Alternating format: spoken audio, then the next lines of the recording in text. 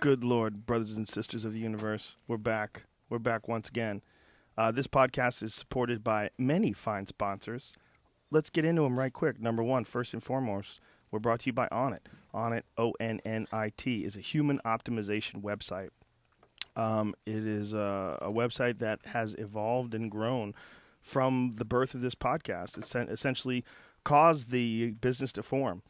What it's about is selling what we deem to be items that enhance human performance, enhance your physical performance, your mental performance, enhance your mood, give you healthy choices as far as things to put into your body, and strength and conditioning equipment.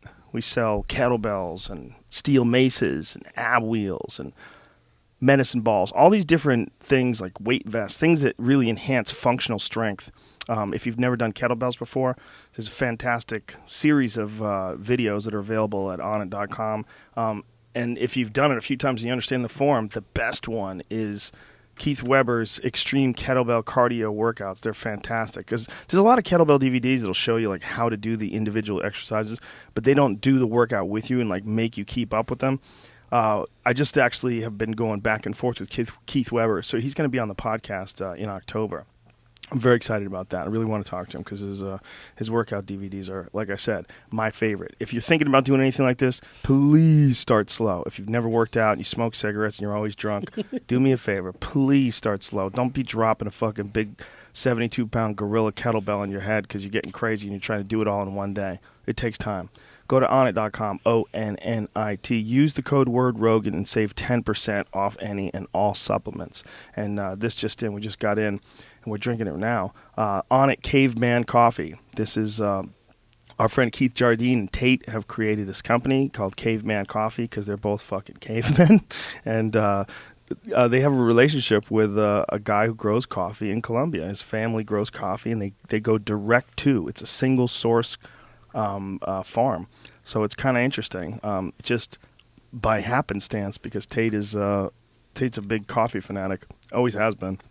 That dude, ever since we met him, he wouldn't go anywhere without a venti Starbucks in his hand, you know? Yeah, he quit alcohol and drugs and went right to coffee. That happens, man. Those dudes that are on the program, they're in like a 12-step program, they love their coffee. Because it gives you a little bit of a buzz, but nobody has to get crazy. And you satisfy a little bit of those demons and keep everything cool. You're giving yourself a little something, but it's not fucking you up. So those guys love coffee. It's very rare you see like an Alcoholics Anonymous dude who... although you're not anonymous if you tell everybody sober, by the way. Right. I wonder, do these people also move on to other things like sniffing Cigarettes. Markers? No, you can't do anything like that. You're not supposed to do anything that's, what would be the word for it? Twisted. Anything where you're feeding some Isn't that what caffeine is, though, kind of? No, all those guys are addicted to Red Bulls and yeah, but coffees. that's not markers. That's not like huff and paint. Yeah, I guess. Which one's more dangerous? Oh, without a doubt, huff and paint. It's more dangerous than coffee, What about man. Coffee's actually good for you. Or what about sniffing Play-Doh? And people that deny this, listen, you have to read some articles on this. It appears that coffee has a lot of functions, a lot of benefits. You know what it is? It's like every fucking thing else. You can overdo it. You could drink coffee all fucking day, every day, and just torch your adrenals, just jack your system. Or you could have a little bit of it every day. It has it gives you a stimulant effect. On top of that, it's rich in antioxidants. There's like a lot of good things about coffee, believe it or not. It's actually not bad for you. We used to think it was bad for you. What's bad for you is dehydration. But if you drink coffee and you still drink water and keep yourself in order, just don't get crazy, bitches. Anyway, go to onnit.com, O-N-N-I-T. Use the code word Rogan and save 10% off any and all supplements. We are also brought to you by NatureBox. Oh, and Miss Pat is eating some NatureBox right now, and she can attest to the yumminess of this product. These nuts are good. They're very good. Everything's good. The whole deal. And they natural nuts, too, so. Mango, almond, pistachios, kapow. These are lemon pluckers, pistachios. Yeah, they're mango almond bites. That's what they are. I'm eating these. These are fucking delicious. But the best is sriracha cashews. Nothing can fuck with them. They're all gone. We need to just have them just send me boxes of sriracha cashews. If they're listening, can I have one? I have one request. Can you order? Like, I just want to order 4 packs of the cashews, but it won't let you. It won't let you order 4? Yeah, like I want to be able to, and it gives you like a stopping point where you can only order like 3 extra snacks. And then, like, you can only order a total of, I think it's like 10 Red snacks. bean. Like, We'll have to move into that, but Red let's not bean, focus they're on trying to keep negative. us from no, getting fat. I'm just saying because what I use my box so fast. I just want to order more. Yeah, well, order more boxes? I don't Yeah. know. I don't know what to say. I haven't noticed that. Yeah. That's fucked up, though. You should be able to order like 50 boxes of just sriracha cashews only. Yeah, and I want it once a week. Can I have it once a week? They don't do it doesn't- once a doesn't- week? It doesn't, unless it's really confusing to do that. You think they would want to add it. You got to check this before you say it in an ad that you can't do it. I've tried it a million times. They won't let you order one a week. Yeah. Why do I have a feeling that we're going to find out it's really easy to order one a week? It might be, but It I've is- tried. Okay. Somebody trying to Nature keep Box, it from being fat. anyway, is very good. Maybe That's they what I'm saying, love it's you. really good. The problem is that you can't get enough. Exactly. Mine goes through in 3 days, and that's with the total edition. You should go to a supermarket and get actual food. You fuckhead. I've been actually living off of this. You can't. There's not enough calories. You need more, otherwise you go retarded. Big cheddar potato That fries. might be what your problem is, man. You're just not getting enough nutrients. I just can't leave the house. That too. Anyway, they're delicious. 0 trans fats, 0 high fructose corn syrup. And you could get snacks that are low in sugar, non-GMO, and without gluten. And they ship for free. It's good shit, man. It's really good stuff. Peanut butter nom-noms are really good. You ever have those? Yeah. Baked sweet potato fries. A lot of healthy choices, too. A lot of choices where you don't feel bad eating them at all. And it's so much better than the shit that you're going to get from any vending machine, period. So if you keep them at work, it's a fantastic option. You know, you'll always have healthy snacks, and they deliver them to you. So if you're like Brian and you don't like leaving the house, they just bring them to you. And if you go to naturebox.com right now, you're going to get 50% off your first box. Just go to naturebox.com/Rogan. So naturebox.com/Rogan, and you'll get 50% off your month's first box. Stay full, stay strong, my friends. Go to naturebox.com/Rogan. Chili lime pistachios. Oh, those are good Yeah, too. so good. But I tell you what, I have a grievance with them too then. What? Because there's a supermarket near my house that sells pistachios out of the shells. And once you eat Yes. pistachios out of the shells, you're like, why are you giving me these stupid fucking shells and pretending this is a big bag of pistachios? No, this is a big bag of shit I can't eat that you expect me to take out before I eat. How about you just give me the fucking pistachios? I have shells all over my bed. The shells Yeah. is because you're supposed to Stupid. suck the nuts. Suck it before you eat it. It's not, it's It's overrated. like a crawfish. Yeah. But it's Highly. really good. Like I've been sucking on these. And, Those are good. Those are delicious. So Don't you're get me supposed to wrong. suck it. Suck I'll the take them salt. over nothing. However, the best option is when they're already out of the shell. Then you just eat the shit out of them. You Yeah. can't believe how many pistachios you get in your fucking face. They cost more. Yeah, they definitely cost more. But it's one of those things that we've just become accustomed to. It's stupid that you got a shell on that. The shell's not helping anybody. Nature Box should have a nature bucket of just these roasted, like sriracha roasted cashews. I will pay $40 a month if I get a bucket of these. Like a Kentucky Fried Chicken sized bucket. Nature bucket. Anyway, naturebox.com/Rogan. Go there, enjoy. And last and finally, we're brought to you by Stamps.com. Stamps.com is another awesome way to stay inside your house. That's what we're promoting, ladies and gentlemen. Essentially, we just want you to stay home and consume internet content and lose your fucking mind. But if you go to Stamps.com and click on the microphone and enter in the code word JRE, you will get a $110 bonus offer, which includes a digital scale and up to $55 worth of free postage.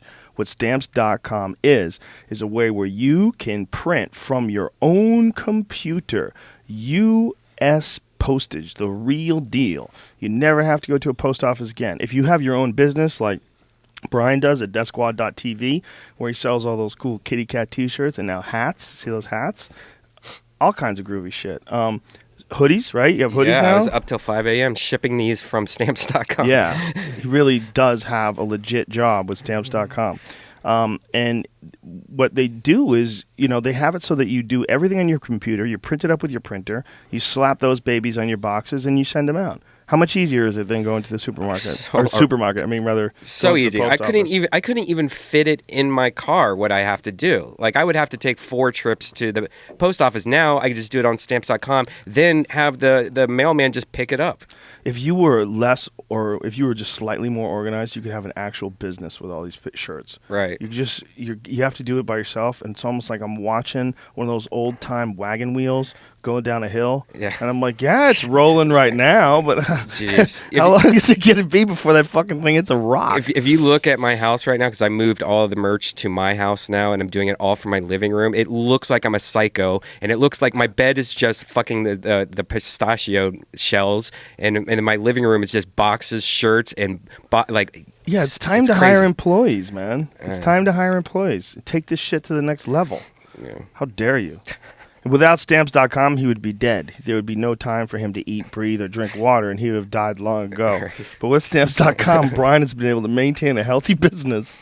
Anyway, go to Stamps.com. Again, enter in the code word JRE, and you will get a free digital scale and up to $55 worth of free postage. If you have an idea in your head and you're thinking about starting a business, if you actually do it, it will make your life infinitely better. If you could figure out a way to get off the tit of whatever giant company you work for that doesn't give a fuck about you and replace you with somebody else in a heartbeat, and figure out something you like to do, man. Like if you like to make fucking corncob pipes or something, if you like to, whatever you like to do, there's a way that someone can sell things online that just didn't exist before. And maybe it's just something you never considered, but brainstorm. Seriously, brainstorm. Come up with a business you could start yourself. You could do it with Squarespace and Stamps.com, and you would be just set.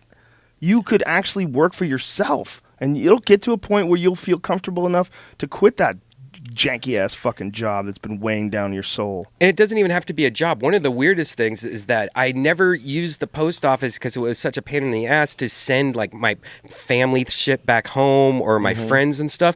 You just have to put shit in a box, and it costs like $8 for them to get it in 2 days, and they come and pick it up at your front door. So now I'm just sending shit all the time to friends and stuff just because it's like seriously super cheap. Like, oh, hey, have some shit. Yeah. Oh, hey, here's this. Remember this? Yeah, hey, you get a lot of swag, right? Yeah. Aren't you always getting things like I'm always getting T-shirts that I'm not going to wear, right, and books that I'm not going to read. Exactly. Yeah, it's cool if you could share that shit. To be able to do it through Stamps.com. Anytime, look, the idea of the post office or any company that sends you things is ridiculous. You're going to give you someone.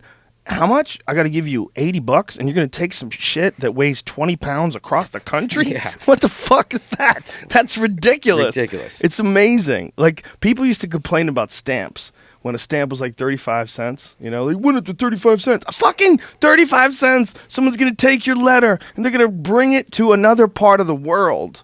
Like, that's amazing. They're going to take it to the other side of the continent, and it only costs 35 cents. And you're whining? You fucking lazy, spoiled bitch. Yeah. I love the future. Shit like this is a great example of a website taking something that sucked and making it so much better and so much easier to where you could take advantage of the USPS, for sending stuff to your parents for cheap and not having to deal with taking it to the post office, waiting in line to where it becomes a chore. Yeah, we have a bunch of our friends who use it. Tom Segura and Christina Pazitsky use Stamps.com. Bert uses it. Kreischer uses it. For Bert, all his shit. BertSquirt.com. Yeah. Does Joey use it for his stuff? Probably. Anyway, Stamps.com. Go there. Get your freak on. Use the code word JRE. Save them some money and enjoy a nice product. All right, Miss Pat is here. Why fuck around, Brian? Cue the music. Don't fuck with Nick Diaz's voice today. Very big special announcement. Check it out. The Joe Have some Rogan respect. Experience. Train by day, Joe Rogan podcast by night, all day. Thank you. Don't want to fuck with his voice. He just signed to fight Anderson Silva. Oh. Miss Pat. Now, Hello. if I did not have you on this podcast, I would have never heard the end of it. Jesus fucking Christ. I don't know what you've done on those other podcasts, but all I keep hearing is, dude, you got to get Miss Pat. You got to get Miss Pat. Like, more than any recent comedian I could think of in, like, the past 2 years. People have been trying to get you. What's going Thank you on? for having. I don't know. What's They that just about? love What do me. you do? What are you Bunch of doing to white these guys people? like a big old black lady. I guess they think I'm their nanny and shit. Well, what I keep hearing is a comparison to you and my favorite person ever, Joey Diaz. Everybody keeps Yes. saying that you're a female Joey Diaz, which is, there's no better description for a comedian that exists, in my Well, that's true. estimation. I mean, we shaped alike. Both our daddy left us, Yeah. so we similar. Yeah. And you both don't give a fuck. I don't give a fuck about shit. Life is too short to give a fuck. It is too short. I got 4 kids and 2 abortions. I don't give a fuck. Wow.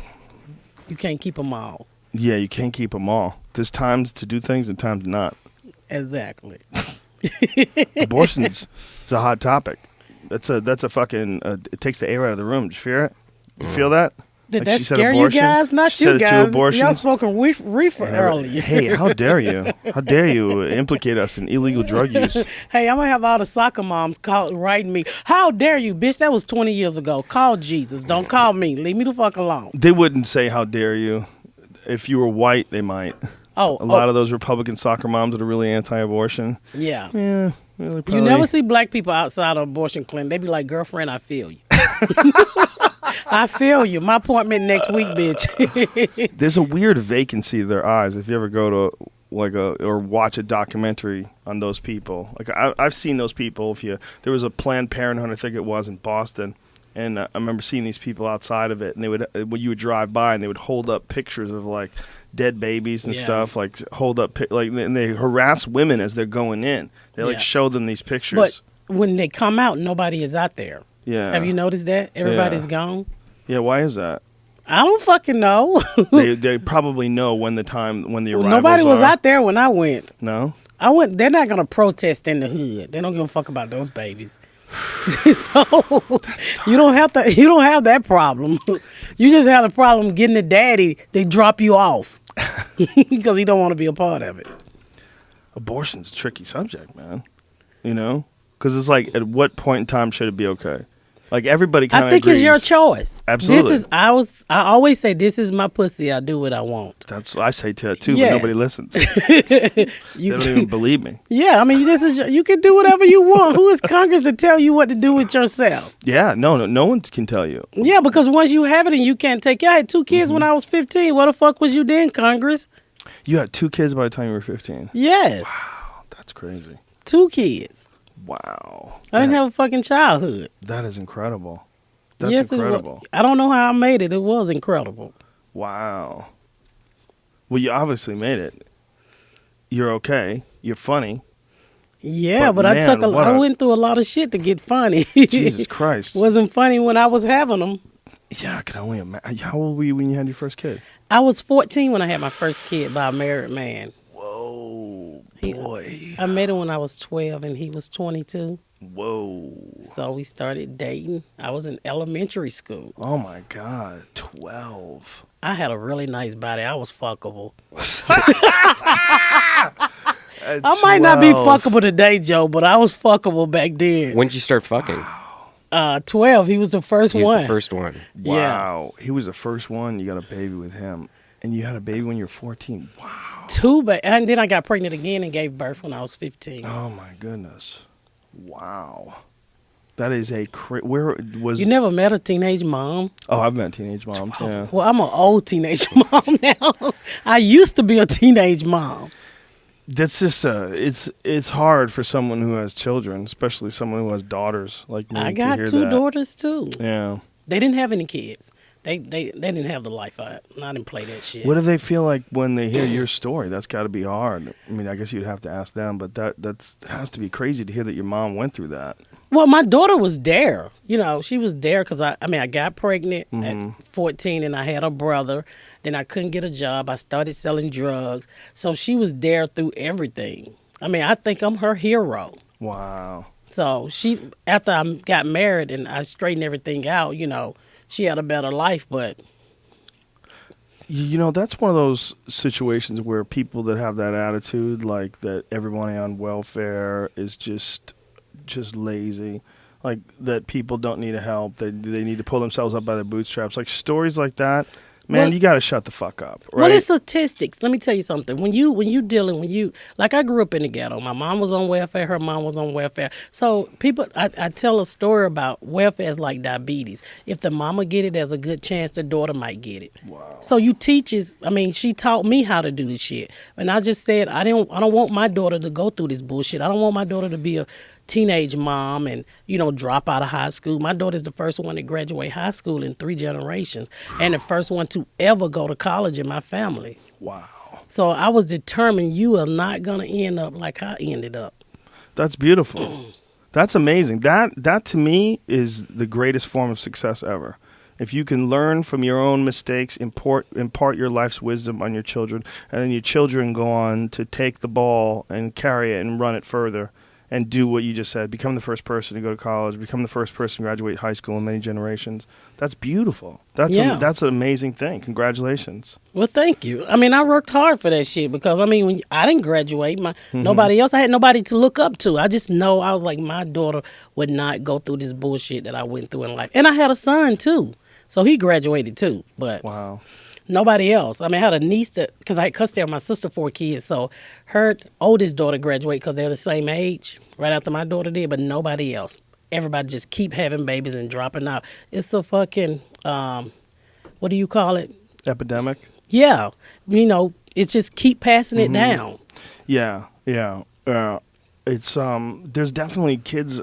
Everybody learns from their atmosphere. That's why I always tell people, if you can, surround yourself with people that are trying to get their shit together. And it will help you get your shit together because you force yourself to the standard of the people that you're around. If you're around a bunch of people that are real friendly, you're more likely to be friendly. If you're around a bunch of people that'll go out of their way to help people, you're more likely to go out of their way to help people. And that's what I did. I started to surround myself. I said, for me to do better, I need somebody I can learn from because I didn't learn shit from my mama. My mama stayed drunk all the time. And, I was raised in a bootleg house, so all I saw was drunk people, just bullshit all my life. So I started to pick my girlfriends. If you didn't have a college degree or a high school diploma, you couldn't be my fucking friend because I have a bunch of stupid ass relatives. I needed somebody I can learn from, just to put a correct sentence together, all that bullshit because I dropped out of school in the 8th grade. Wow. So I needed to surround myself around better people. So all my girlfriends got college degrees and, they married, they. That's amazing though that you figured that out. Like, how old were you when you decided to have these like really high standards? Probably about 17, because probably about 17 is when things was winding down from being in a bad relationship with my kid's father. Because, I started dating him, and I think what I was looking for was just somebody to love me because I didn't have a fucking father. So I think I was just saying, I need somebody to love me. So I get involved with this guy who become very abusive, who shoots me, who beats me. And then I'm thinking, because I was taught this. My mama said, if a man don't hit you, he don't love you. She said that? Fuck yeah. And he hit me with a roller skate one night. Why is that funny, bro? That just is like the worst advice I've ever heard. Well, my mama gave me a lot of fucked up advice that I realize now that it was fucked up advice, but it was passed down to her. Wow. So she was like, if a man don't hit you, he don't love you. Wow. So my baby daddy hit me with a roller skate one night because his fool loved the roller skate. And that fucking skate shook my skull. And I said to myself, if this love bitch I can do without it, I balled up my fist and I knocked that motherfucker in the back seat. Wow. And I started to fight back from that day on. He hit you with a roller skate. He hit me. He shot me in the back of the head. He hit me with a bunch of shit. What did he shoot you with? A 38. Jesus Christ. Where did it hit you? And it cracked the back of my skull. That's it? It just grazed you? No, I went in a good little bit, but it was fucked up. Because they was like, I can't believe you're not dead. So I was in the hospital. I get better, and I call him. It's like, oh, you love me. Come get me. That's how fucking stupid He wasn't in jail? You didn't call the cops on him? No, I wouldn't tell. I was in love. Because my mama said, if a motherfucker don't slap you a couple times, he don't love you. Oh, my God. So if he shoot you, oh, my God, that's real fucking love. Jesus Christ. He was trying to kill you. Well, he say he wasn't. Oh, he's just that good at aim. You know how fucking good at aim you have to be to shoot someone in the head and not kill him? And I was 15. Oh, my God. He shot you in the head when you were 15. Yeah. Holy shit. Then I turned around and get shot again in the titty. What? This is getting romantic. Who shot you in the breast? A fucking fool in a drive-by. Blew my nipple off. Oh, my God. Where were you sitting when this happened? No, we was arguing. We had an argument, so I put my pistol in his face because I was a drug dealer. I was like, get the fuck out of here before I shoot you. But I'm just 15 with a gun. I didn't know you wasn't supposed to pull a gun unless you're going to shoot a motherfucker. So he come back with a 45 and started fucking pow, pow, pow, pow, pow. So I started running. And one of the 45s hit me up under the arm and blew my whole fucking titty apart. Oh my goodness! It was like stepping on a line field. And you were 15. Yeah. And you were 15 with 2 kids, and you got shot in the titty. My daughter was with me when he shot me. She sure was. She was with me. And when they came to get me, she was like, the police like, well, what happened, Rabbit? Because that was my drug dealer name. And I didn't really want to tell because I was like, we're going to kill this motherfucker. My daughter yelled out, well, Monk shot my mom. My mama put a pistol in Monk's face, so he came back and shot. I'm like, shut the fuck up. You going to get me arrested? Wow. Oh, my God. And that you're 15, and how old was your daughter then? She was 2? Yeah. Wow. She's 2. She doesn't know what the fuck she's talking about. She's traumatized. She knew everything. She knew every fucking thing. Wow. She still remembered to this day. That is an insane environment to grow up in. It was. Your mom is a 15-year-old drug dealer who got shot in the titty. Yeah. In a drive-by. Yeah. And you saw mom with dope and money like crazy every day. How did you not get? Did you get arrested? Fuck yeah. You always get arrested. Always. Always. There's no beating it. They wait till you earn enough money so they can take it. Is that what happened? Yeah, I did a year in prison for it. That was the worst day of my life because I missed my daughter going to kindergarten. You can't get that shit back. Right. But I was just trying to survive. Honestly, I was just trying to survive. Well, I couldn't imagine how anybody would function. Just being 14, having to fend for yourself, having kids. Like, what? You can't. I couldn't it's hard get a to job. fault anybody. Because I was 15 and I needed a work permit. So a lot of times I would just show up on the fucking interview and they was like, where your work permit? I was like, meet Ashley and Nikhil. I need a fucking job. I got 2 kids. They was like, you supposed to be in school. That's here nor there. I got 2 fucking kids to fend for. So at that time, crack had just hit the black community really hard.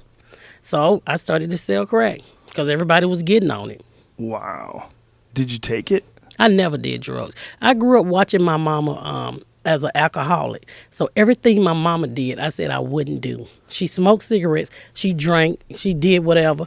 I was like, I'm not going to end up like you motherfuckers. I think y'all stole me. Well, you were the end of the line, you know? I mean, that's what it looks like. I mean, it looks like you're the one who figured it out, and then you're imparting that onto your kids. But the end of the line, like sometimes enough is enough. And enough is enough. Your own genetics were like, stop, cut the bullshit. Let's reset this whole thing. Yeah. Good for you. Especially when I had kids. I was like, my kids can't grow up around this bullshit. How'd you start doing stand-up? I went to the welfare office and to get my food stamps and welfare recertified. So you like get a white caseworker, and I tell her, oh, I had such a hard life. I've been shot. I've been this. I've been that. And, you know, white caseworker, once I tell these stories in the detail, white women, they're so easy to make cry. So this bitch would give me a few extra bumps and tell me what was going on free. So one day I go in and I got this black caseworker. So I said, oh, this bitch is going to be hard because, you know, you think all black people is from the ghetto. So I started telling her these stories, and this bitch busts out laughing. And I was like, what the fuck are you laughing at? She was like, you should be a comedian. This shit is hilarious. You ever heard of Richard Pryor? These are Richard Pryor stories. I was like, I didn't come in for no fucking job. I came for free shit. That's hilarious. You didn't want a job. No, I was on welfare. I mean, at the time, I was trying to get my life back together. So, you know, I'm just home. I had a free house because I had Section A. I had custody of my sister, 4 kids. So I had a total of 6 kids and a husband who was working. And I was like, you know, this is how I grew up. Motherfuckers standing at home watching The Young and the Restless.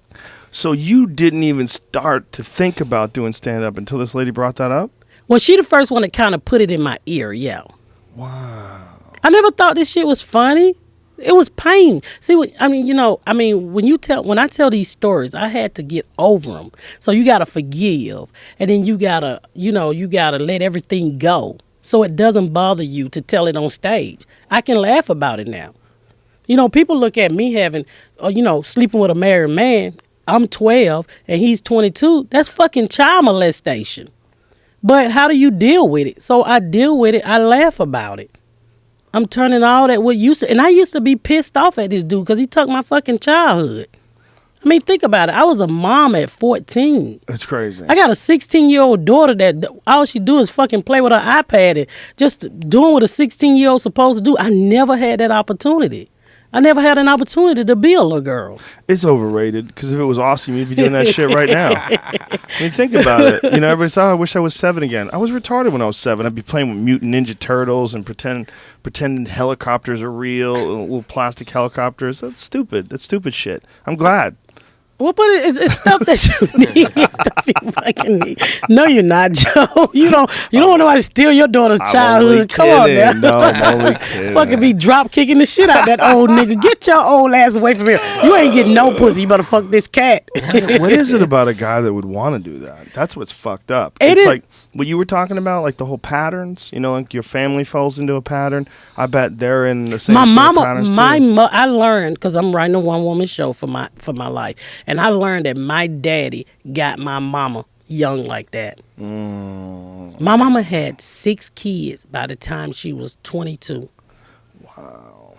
So it's just passing it down. Yeah, it's so common that happens on both sides. You know, I mean, maybe your husband or the man who got you pregnant, maybe like in his That is family, not my fucking husband. I meant the dude, Baby daddy. whatever he was at the time. He was never your husband at any point in time. No, he was Okay. married. Oh, that's right. Well, whoever he is, I guess That dude. Facebook friends. bet Huh? Never mind. I bet, in his life, I bet that was probably common too. You know, I bet that kind of fucked up behavior was normal. Well, yeah. Because, what I mean? if you look at it, it's child molestation. For sure. So, to me, he's a fucking molester. You know, we learned later on he did other shit. But, I mean, to fuck a 12-year-old, and Yeah, you it's crazy. 22, and to show up at the hospital and sign both kids' birth certificate, nobody question your old ass. That's crazy too. That is the most gross shit out of all of this. I cannot look at my kid's birth certificate. Because on there, I'm 14 and he's 22. And my daughter went to get her birth certificate because she was going on a cruise. And she was like, "Oh my God, look, this is nasty." I was like, "Bitch, put that away." I didn't say bitch, but I was like, "Put that shit away. Put that shit away." Wow. Yeah, it's a sickness. It has to be. It's a sickness of the mind. And apparently, when it gets done to them, it's more likely that they're going to do it to somebody else. Yeah. Like, And, he never thought he did anything wrong. Because I asked him, I was like, I'm in my 40s now. You actually took my childhood. And he was like, your mind and body wasn't 12. What the fuck are you talking about, my mind and body? Because I had a big booty that was round and my titties set up like apples. Oh, I had a come fuck me sign on my forehead? well, that's his way of excusing his behavior. He got horny when he was around you, so he felt like your body and mind. But, when you describe it, see, how is a man supposed to decipher that if he's a dumb dude at 22, He's not going to decipher that. No, he just wants to fuck. Yeah, that's the problem. And it's such an overwhelming urge. Unless you have someone around you constantly imparting morals and ethics and growing you the right way, we grow up like animals. We have instincts, Yeah. These animal instincts, horny instincts. They overcome any idea of guilt or remorse. And so that's his way of rationalizing it. I guess. Your body and mind weren't 14. Well, my body truly wasn't 14. I was fine as fuck. But see, I mean, I'm not excusing him. But so I'm assuming he's a dumb dude, right? he's dumb as fuck. He Yeah. work at Jiffy Lubes now. Nothing wrong with people working at Jiffy Lube, but I hear you. It's just, it's hard to get your shit together, But you getting your shit together in your situation, that's more impressive than any normal person in any other situation. Because your situation sounds so fucking crazy that for you to go full circle from that to being a working professional comedian, Paying taxes. yeah, the whole deal, and Voting. and on top of that, the most important thing, seeing your kids grow up in a completely different way. I tell my kids all the time, you don't know how fucking good you have it. Especially my two by my husband. We live in the suburbs and they don't know shit. They don't hear gunfire. I never had to put drugs in their Pampers and haul the dope and sell drugs in front of their schools. I never had to do none of that shit to them. So I was like, you don't know how fucking good you got it. Yeah, a lot of people don't. That's what that old expression, that or the old thought rather, that one day there's going to come a point in time when the apocalypse comes, and then the civilization is going to crumble. The apocalypse is already here. It's just not in your neighborhood. Like, Yeah. there's spots in the world where you can go to right now where you might as well be in Mad Max, right? How about Liberia? You hear this shit, man? They're fucking closing the borders of Liberia because Ebola's breaking out, and people who had it, they escaped from the hospital. Yeah. These fucking people escaped from quarantine. Jesus Christ. They don't know where they're going. It's a city of 1 million people. Wasn't there somebody here in Los Angeles that just escaped from the hospital also with some kind of really contagious disease, and they were like, he has a warrant for his arrest right now because he just left the hospital? I don't know. Google it. Yeah. Google it. Did he take the cure with him? That was that movie, The Strain. I think you were probably stoned and you were watching it The was just- Strain. That TV show? Bed with my That FX show? box. Have you seen The Strain? No. It's a good fucking show, man. I read the book and I didn't like it. I liked it for 3/4 of the way, but the last quarter was kind of whack, and I decided that that's not enough. 3/4 is really good, and then 1/4 of the book sucks. I can't recommend it. But as a show, it's awesome. It's really cool. I think that's what they meant to do when they made The Strain in the first place. They meant to make it as a miniseries, and they wrote it as a book. But that's how it takes place. It takes place that a disease, there's a quarantine, and these people get out, and then everyone's fucked. I don't know what you're talking about. We're just It talking sounds about like the ghetto to me, but I'm just gonna listen to you. we're talking about the apocalypse. We're talking about terrible situation. Like if your life, like when you were getting shot in the tit and you were 15, you had your baby with you and you drug deal and all that. If you forced some white woman in her 40s Yes. into that situation, she would be lose her fucking mind. That would be the apocalypse. That Yeah. would be the apocalypse for her. I have to sell crack? What? Someone shot my tit off? What? I can't do this. I mean, that would be just like the apocalypse. It'd be no Yes, different. it would be. I found it. It was actually in North Hollywood. It was a guy with tuberculosis. Tuberculosis, is that super contagious? If it get bad, I think it's something that, like, if you start sneezing, then It's everyone's- airborne. It's Oh, airborne. yeah. Is it? Yeah. But I think they arrested him. Oh, okay. Yeah, but they could treat tuberculosis, right? That's not scaring me like Ebola. Ebola is a hemorrhagic virus, which means you bleed. You bleed everywhere. Like you bleed, your eyeballs bleed, your fucking skin falls apart. Like Ebola is rough business. That's no joke. Those hemorrhagic viruses. When I did that sci-fi show, Questions Everything, the real issue that was like scary on that show was talking about infectious diseases. And they were talking about, everybody's worried that like there'll be some terrorists and they'll release some anthrax and everybody get fucked. They're like, listen, what nature makes, the stuff that nature's making, that is way scarier than any fucking shit that anybody's cooking up in a lab. Because at any given point in time, nature can make some insane virus that no one can fix. At any point in time, these two viruses can interact with each other and create some mutant, and they're constantly changing and growing, and they're constantly avoiding the attack by antibiotics and antiviral drugs. So they're strengthening and getting stronger and finding new, trickier ways to get into people's bodies. You scare me. Can we just stick this the guy gonorrhea? scared the fuck out of me. He scared the fuck out of me. One of these dudes was a Russian cat who told me that when the Cold War was going on, they had trenches filled with anthrax. Trenches. And I go, well, how many people would that kill? He said, every person on the planet. Every single person. I said, there's enough anthrax to kill every person. He goes, absolutely. No question about it. There's enough anthrax that they had that could kill everybody. I'm like, what are you talking about? How much anthrax is there? Like, it only takes like a little bit to kill you.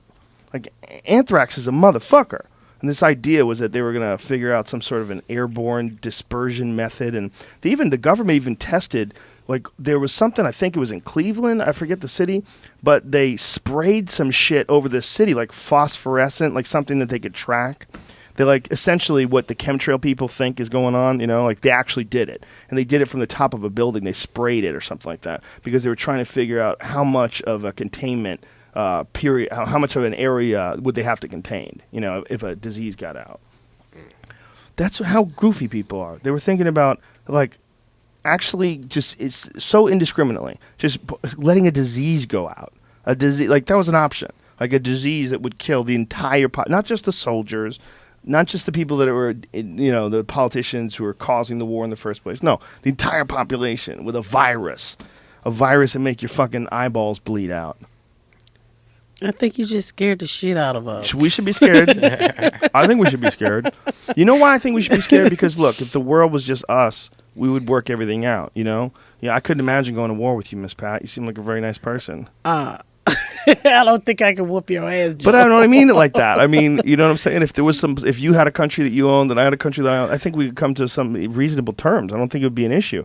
But when you see shit like what's going on in Israel today, you see these, you know, they've got all their military troops there, and everyone's launching rockets, and it's just horrifying, man. You're seeing babies that are dead on the beach. These photos. Anthony Bourdain tweeted some photo the other day. It was horrifying. Like, why? If that can happen over there, that can happen right fucking here. I mean, it's contained while it's over there, and our idea is that, well, if it's out of there, if it's out of our mind. But that shit's going on right now in 2014. And it could just as easily happen in New York or in Pittsburgh or anywhere. Just pick a city. London. That can happen in London. Crazy shit can go down like that any part of the world. If you got enough people that disagree and they're highly armed and they have religious ideas attached to what they're doing. You got a terrifying situation. That's how we're living right now in 2014. I saw the worst video over the weekend on Facebook. For some reason, Facebook has the worst videos now. People are posting on their lines. But one is this Israeli family that captured a child from Palestine.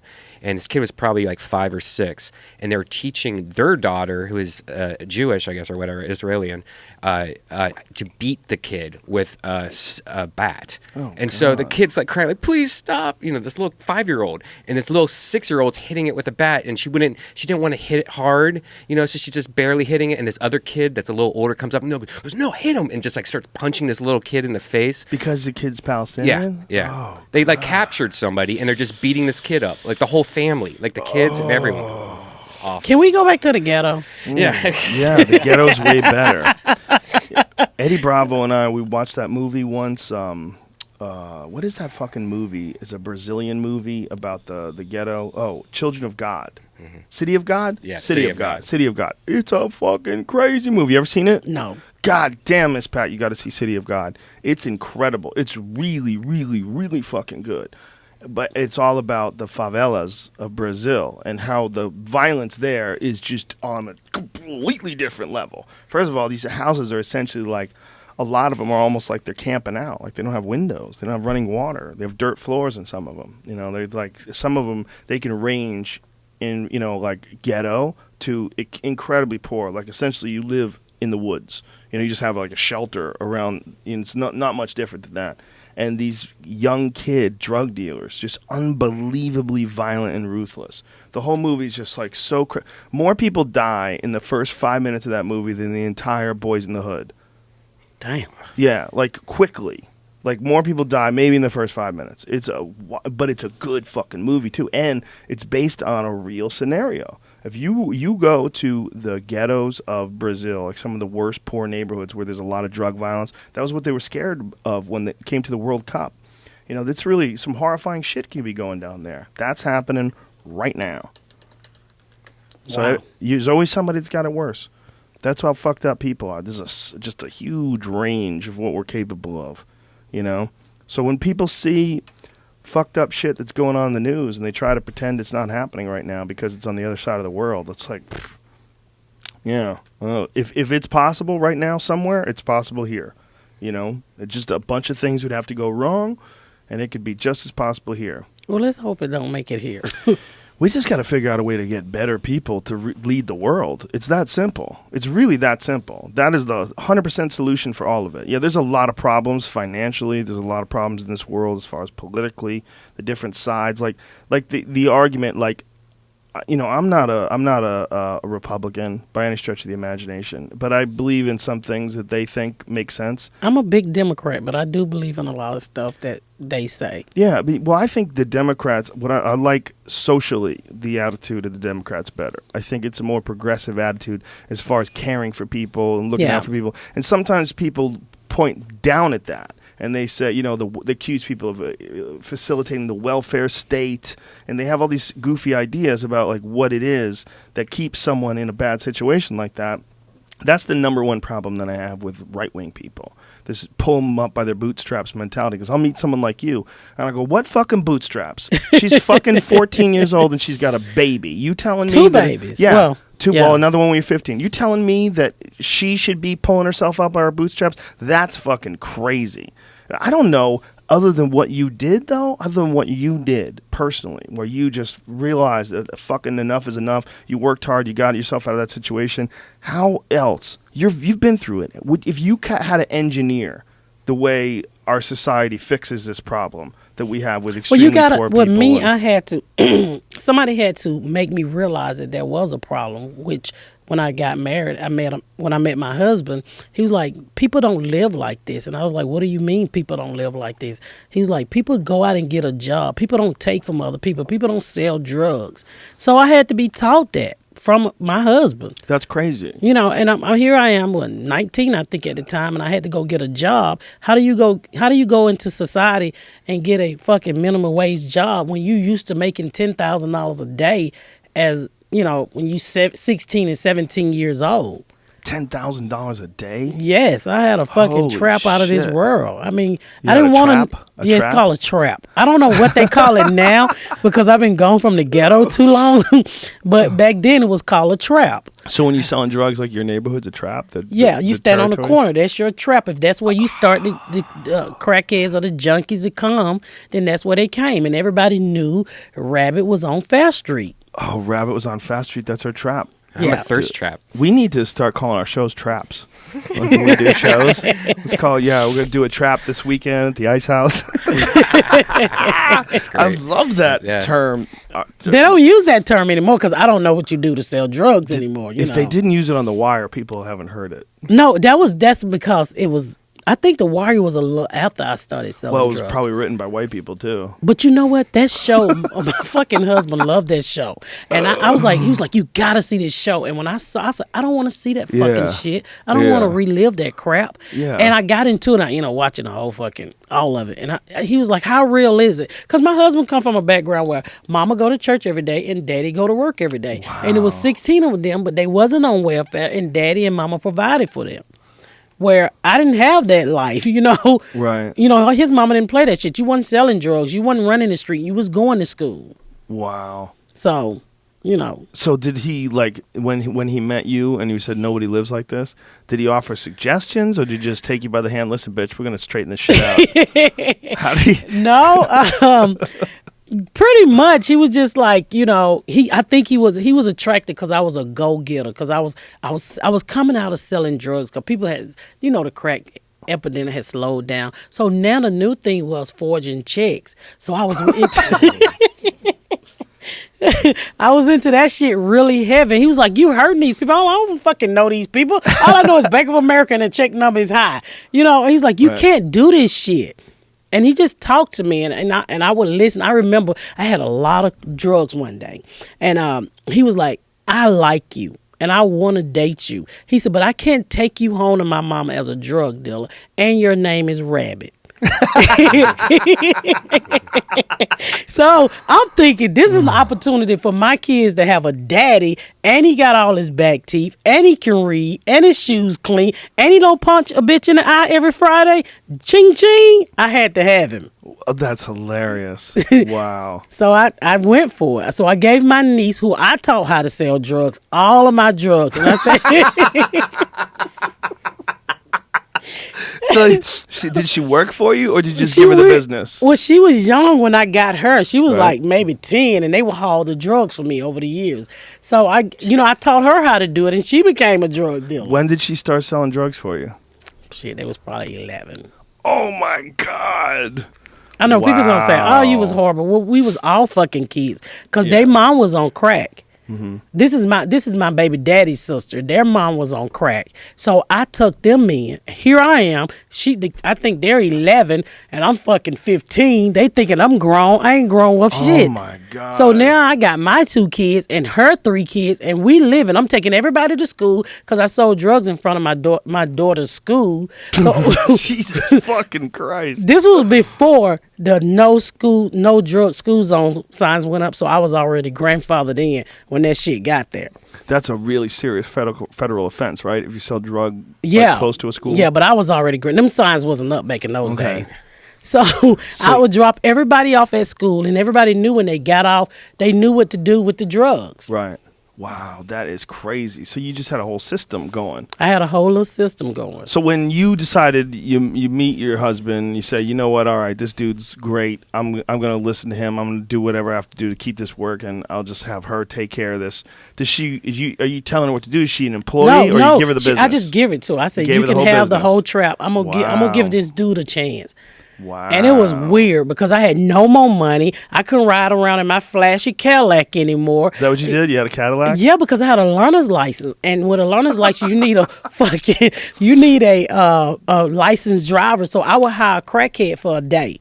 Different crackheads. Hey, you got a driver's license? Get in the car. I'm gonna supply you crack every hour. I just need the police pull me over, pull out your fucking license so I can drive with my learner's license. Holy shit! That's how I learned how to drive. A crackhead taught me how to drive. That is crazy. So you're driving crackheads around just so that you could drive. That enabled you to do your business. Yes, to drop off dope, pick up dope. You would think the crackheads would go, this chick is fucking 15 and she's got this crazy shit. They was I scared of need me. to get my shit together. They was scared of me. How did you have your shit together like that at 15? Was I it had just to necessity? fucking survive. Just necessity. You know what my husband tell me? He said it has a lot to do with my granddaddy. My granddaddy used to sell he was a bootleg looker. Bootleg house or whatever you call it. So he said, I never saw anybody work in my family. Everybody hustle. So I guess I got those skills from him. It makes sense. If you grow up seeing something like that, Yeah. you think that's how people are supposed to live. And everybody thought I was grown, Joe. Nobody knew I was fucking 15. I mean, I had 2 kids and other kids selling drugs for me. And everybody was like, yes, ma'am, no, ma'am. And one day they was like, how old are you? And I said, 6. They was like, you fucking 16? I had like 8 cars, a learner's license, couldn't drive. A fleet of crackheads waiting. Yes, they were like, hey, Rabbi, you want me to drive for you today? You want me to ride in the car? And I would just supply them rocks, and they smoked the rock while I'm riding around with Run DMC and whoever was out at the time, in vogue, pumping my music while they smoking crack because I needed a licensed driver in the car. Wow. That is so crazy. Now, how old were you when you got popped? You know what? I had a police officer, Officer Beard. He said, I know you selling crack, bitch. He said, but I'm not going to lock you up until you 17. Because when this crack first hit the black community, everybody went to jail at 18 and you went to juvenile at 17. But people just go down there. Your kids get caught with a fucking half a kilo of cocaine and you can get them right out of juvenile because they didn't really know how to handle the situation. So they changed the age from 18 to 17. Your ass go to jail at 17 in Georgia. So I had a birthday April the 2nd. That fucker had me in jail April the 5th, the 6th, some shit like that. Wow. I had a cousin that in the morning, everybody went to school except my cousin. So my cousin, I would drop her off, say, hey, sell this, and I'll be right back. I'm going to park the car. So a crackhead was like, Rabbit, the police is up on the hill on the ground laying down. Before I could make it back to pick up my cousin, she was like 15. He went down there and fucking arrested her and took her to where she hid the drugs at. And so he issued a warrant for me. So I couldn't say it with no. He had been on the hill taking pictures all day. All morning. Ugh. So that's how I got my first drug charge. So how long did you go away for? Oh, I didn't go away then. I got probation. And then I got popped again. And then I was in jail a year. So when you got probation, did you have any idea of okay, I could get caught for this real easy. I got to get out of this business? No. I was like, I thought I was fucking Al Capone. I was untouchable. I had money. It's like, fuck you, I'll be out in no time. And back then, when you first went to jail, like I told you, they used to give you bonds, but they stopped giving you bonds. So I remember I had to have a bond hearing. So I had to pay for the judge in Atlanta to have fucking dancers, and he gave me a $2,500 bond.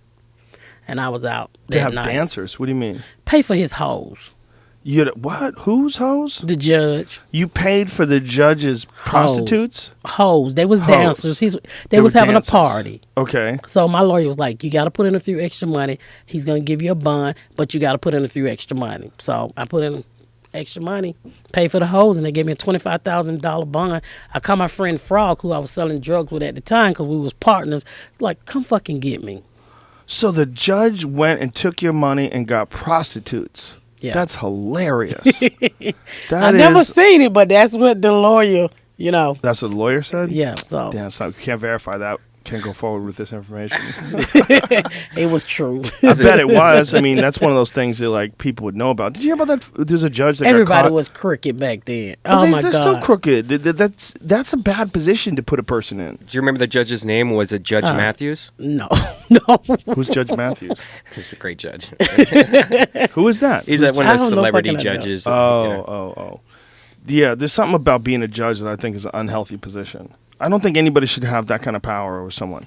Like to decide to send someone to jail, to not send someone to jail, send someone to jail for 30 days or 90 days. Or I just think that kind of power, I think there should be rules, most certainly. But I think that kind of power bestowed upon a person to make that sort of a decision at their own discretion it's too much.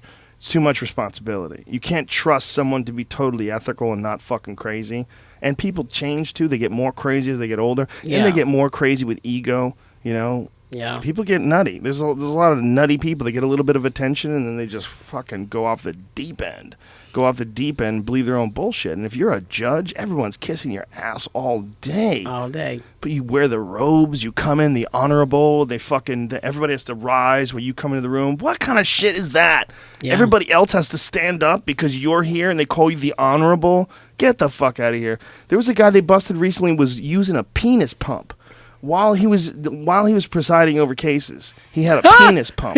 That's awesome. How Yes. bitches walk in and he pump up his penis. He's sitting there talking to people, and underneath the table, he's jerking himself off with a giant tube and a pump.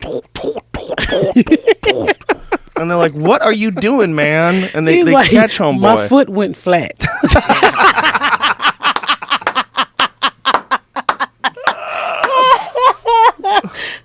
He's just a guy. He's just a guy. Oh, God. No one deserves to be a judge. No one. You can't be a judge. You can't be the king either, by the way. You can't be a president. That shit was for dumb people that didn't know any better. In 2014, with the information that we have today, All we need know. is Google. All we need is let people vote on shit, okay? Let the entire country vote on every goddamn thing that gets done ever. You can't have one person that has any oversight or power over everybody else, whether it's a judge or anything. You know, I mean, I don't know how you would do it as far as like cases, as far as like prosecuting people. I don't know how you would do it without a judge, but there's got to be a better way. You ever been in jail? No. Oh. Oh. It's a horrible thing. The I food bet. is horrible.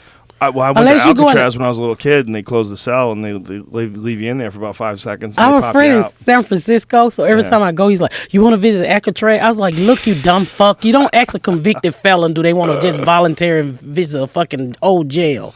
No, I don't want to visit Alcatraz. I've been to jail before. I know what it looked like." There's something also about people that go to jail. It's a lot like people that have been to war or people that have gotten over some very traumatic event, is that they have a certain kind of strength. There's a certain kind of strength that a person has when they're the people that decide, like, I am fucking never going back there. Like, Well, yeah, some people, like, I got some brothers that been in and out of jail all their fucking life. Some people like going back. My brother-in-laws do. For me, when I miss my daughter going to kindergarten from doing a year in jail, that totally fucked me up. And I, you know, by me having that lifestyle, not really nothing that I chose, but what I went through. I did not have a bond with my daughter, Joe, for years. And I don't know if you have any kids, but when you have a kid that deeply probably hates you for the life that you chose, you know, to help her, she didn't realize I was doing this shit so I could make better for you. You know, me missing school and me missing her go to kindergarten and, you know, me selling drugs and hurting people. Me and my daughter did not have a fucking bond for a long time. So when I brought my husband into her life, she immediately bonded with him. But I was always the bad person. wow. Well, she probably looked at him as like the savior. To this He life was that the savior. He was the savior. She has a bond out of this world. Now we talk every day. And then, you know, another thing is when I went to prison, then I got out and I really fucking hated, and I hate to say this because your podcast is so fucking big. Hope people don't take it the wrong way. I hated gay women. Why? I don't know. I could deal with gay men, but I saw so much of that shit in jail. No, I never been with a woman. Nobody fuck with me because I fought all the time. But I just hated the shit. And then when it came into my life, my daughter is gay. I was like, oh fuck, how stupid am I? You can't judge people on their sexuality. So when I was raising my daughter, she always ended up getting a gay fucking cheerleading coach. And I hated this bitch. And my daughter know I hated gay women's. So, but my daughter was gay. So that's another thing that did not allow her to bond with me because she knew my hatred for gay women. Wow, that's intense. Holy shit. So, answer me this if you can. What do you think it is about the black community that shuns gay people or shuns like gay marriage? Because that was like a big issue in California here. They had Proposition 8. Proposition 8. Is that what it is, the Bible? It's religion. Yeah. You know, black people believe no matter what. They believe it's a God. You know, we going to heaven or hell. That's just how we talk. And I think a lot of that shit come from because our ancestors were slaves and I think it just rolled on through the genes, but we believe. So that's what it is? Yes. But it seems it's so, in this 2014, you know, it seems so discriminatory when you see that people are born gay. It's just so much Well, you know what? I information. have a gay daughter that I'm very supportive, and I don't feel that way anymore. It's almost like a white dude and his daughter bring home a white guy daughter bring home a black dude.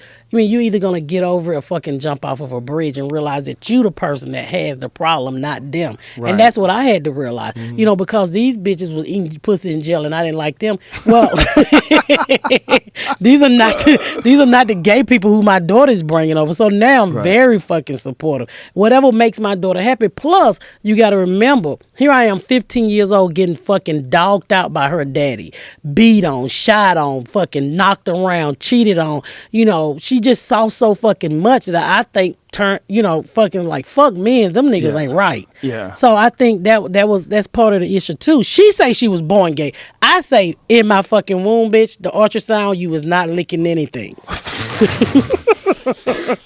So, I mean, do I know? I don't know if she was born gay, but she's gay and I support her decision to be gay. That's my firstborn and I love the hell out of her. You know, like when she first came out, because when she went to college and she left town because she knew how much I hated gay women. And I ain't seen my own fucking child for 3 years.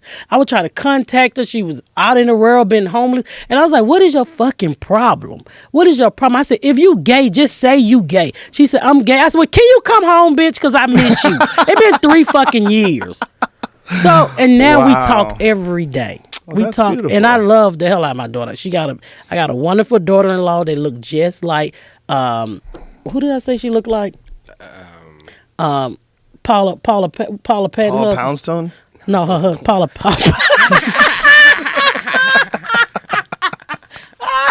Robin Thicke. My daughter-in-law look like Robin Thicke. Okay. Paula Poundstone, you wrong, You Joe. remember her? No, but I've seen her. She's stand up. I know who Paula Poundstone is. Yeah. So, you know, I'm a supportive mom now. I mean, I love my daughter. I love my kids to death. I have 4 of them, you know. And we talked about the shit that I taken her through, from putting the drugs in her underwear to, you know, me dropping out of school. She was there. But she must feel different about you now. Right? I'm her fucking hero now. Oh. And she's mine. I mean, because she did something that I never had an opportunity to do. She didn't get pregnant in high school. She went on and graduated from high. When she graduated, Joe, I said, I fucking made it. I thought it was nothing else. You could have killed me that day. Because you know why? None of my cousin kids graduated. Nobody else. My fucking Ashley is walking down this aisle. I made it. I couldn't stop crying. And she was like, what are you crying for? I was like, if only you knew what I did to get you to this point. You broke a fucking cycle that has been going on in my family for 3 generations. I didn't even cry like that when I took her to college. But boy, when she graduated high school, I pick up that diploma once a week and say, bitch, we made it. And a high school diploma ain't worth shit. Wow. It's about as equal to my GED that I got at the house. Yeah, today, right? Yeah. Even a college diploma. It's so hard. You hear stories about people getting out of college and looking for a job now. It's like, it's so confusing. It is. I mean, it's hard. I tell my kids all the time I made more money than you could probably ever do doing shit that you really want to do. Because when you go to college, you're going for, you don't really know what the fuck you want to do. You want to go and get high and fuck the first year. At least. That's all my daughter. My daughter went to college, and you know what? I paid for her tuition the whole 3 years she was there. I said, because you would not struggle. Do you know she went to college and ate pussy on my dime? She ate pussy on my dime like crazy. She was trying to find herself. Yes, in somebody else's self. Losing back teeth and shit. I was like, you gotta stop eating Losing Medicaid. back teeth? Yeah, it's like, Wait you a gotta minute, stop wait. eating You lose- Medicaid pussy. You gotta you eat Blue lose- Cross Blue Shield pussy. You lose your back teeth when you eat pussy? When you eat bad pussy, Joe. Is that what defines bad pussy? I don't know. I can call my daughter and you can ask her. It's thrush. It's a bacterial infection. It Oh, no. rots it's your not. gums. No, it doesn't. I don't know, but That is crazy. Wow. That's a hilarious story. It's got to be a nice thing to be where you're at now, though. yes, I'm happy. How long you been doing stand-up? 11 years. I've been married 23. Wow. So 11 years ago, this person at the welfare office tells you should do stand-up. So what do you do from there? I go home and I told my husband, I was like, my caseworker say I'm funny. He's like, can you sit down and be quiet? So I said, I'm going to go to open mic. He was like, go on, Pat. My husband's not the type. He's not going to say, don't do it either, whatever. Because I was in the process. My son husband saw me go from a drug dealer to forging checks to fucking, I got a little vending service at the Georgia Dome when Michael Vick first became our quarterback. So I'm making a ton of money with inner city kids with a nonprofit organization. So he saw me go from that, and then all of a sudden you want to be a stand-up. He's like, how many times are you going to change your career? I said, until I fucking find myself. So I get my girlfriend, which is a long story short, my baby's baby mama lived around the corner from me. This is a chick he show up at the hospital after I give birth to his first child. Whoa. So we became best friends. I swear we raised the kids as cousins because she had a baby by him too. Wow. So I get her and I was like, this caseworker say I'm funny. Let's go to open mic. And I go up there, Joe, and I fucking killed. And First time. I told a story about my brother was a professional cat burglar, but he was fat. So he kicked this lady door in one time. He's like, freeze, bitch, I'm the FBI. Give me your TV and your VCR. So he snatched her TV and ran out the door because he broke in houses every day. And that was my first joke. That's hilarious. And so when you did that, did you write any of this shit out, or you just I have these didn't know ideas? because I started in an urban room. So I started to follow the urban trend. I suck dick. I eat booty. You know how, how the black people do the shit. You seen Def Jam. So I kind of fell into that shit. And then I was like, I look up and I got that drug dealer mentality. I was like, well, I'm not sticking out. I'm doing everything these motherfuckers doing. And I was like, it's got to be something better here. I'm not growing. I'm making $50 a week. This ain't how the dope game work. Because everything is like the dope game to me. It must elevate. Right. And so when my husband got a transfer to, it was either Detroit, St. Louis, or Indianapolis. And I was like, you're not going to kill my kids in those other cities. And he chose, I wanted to go to Texas, so he chose Indianapolis. So I walk into a mainstream club at the time, which was Morty's. And I got this urban flair. And they was like, not here, bitches. We don't do roaches jokes. So it forced... Roaches jokes? Yeah, roaches. You know how you see a black people. Yeah, you ever had a roach drink out your Kool-Aid? Oh, I get it. Yeah, you know Jokes that about It's like roaches. the airplane. roaches. You know, and then you got the jokes about the government cheese and shit. So when I moved to Indianapolis, they was like, you can't do that shit here. You know, nobody have fucking roaches. What the fuck are you talking about? Right. So it forced me to open up to my life that I had, which was way more interesting. Wow, so you were trying to just do what everybody else was doing, and then go into this white neighborhood. Going to the white neighborhood when we moved fucked me up. It fucked me because I had never been, That's a great club to Yeah, go it to. is. Morty's in Indianapolis? Yes. It's a great club. I've Yes. worked there before. And it was a little black owner at the time. Well, he's in jail for bank robbery That now. motherfucker. Bank robbery. He robbed a bank? Yeah, How with long no- ago with- did he do this? Last year with no gun. Last Just- year? Just showed him all 32 of his cavities. Get up! And she gave him- So when I got to Indianapolis, I had to change who I was. So I had to find myself. And I just started talking about my life, which was you know, kind of embarrassing. 2 kids at 15 dropped out in 8th grade. You know, you thinking people gonna fucking... I thought I was the only teenage mom on the world. I thought I was the only bitch. And I am the only one probably missing a nipple that's gonna tell. But all of this stuff that happened to me, I thought it was just me. Then I learned fucking teenage pregnancy happened in every race. Yeah. Well, there's a whole show on it. You know? What the fuck was that show at when I had my baby? You're better off without it. You're better off becoming you and now getting famous. You could handle it better. Yes. You know? So when I got to Indianapolis, shit changed. I moved to a white neighborhood, and I just started to work on my set. So do you write like material, or do you always talk about your life? Like, I write like stuff about being married, kids. Most of my stuff is personal, so you know, where everybody gets it. You know, my life, you know, being a drug dealer. I talk a lot about my mom, who was an alcoholic mom, who used to give me the worst advice. Like, she would say shit like, reach for the stars and I hope you hit the sun and burn up. So I thought that shit was true.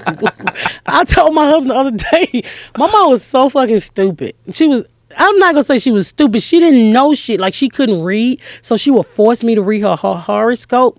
But what she didn't know, I couldn't read either. So I would just make up shit. Every day I made up bullshit. And she went for it. Like I would say, because she would shoot at us. Like, she told a 22 pistol.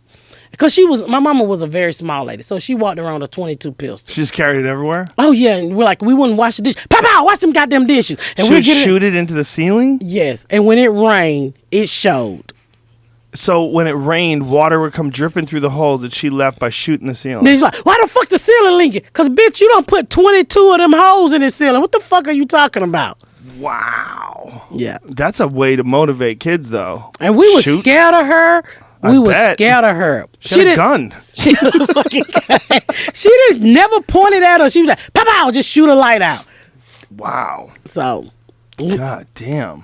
But we got used to it. Like, here go mama with this bullshit. Did she ever shoot at you? Mm-mm. Anybody? She shot at me one time.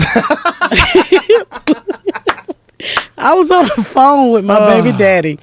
She's like, get the fuck out the phone. So my mom was like pre-handicapped because we lived in the project, and the security guard fucking body slammed her and fucked up her spine.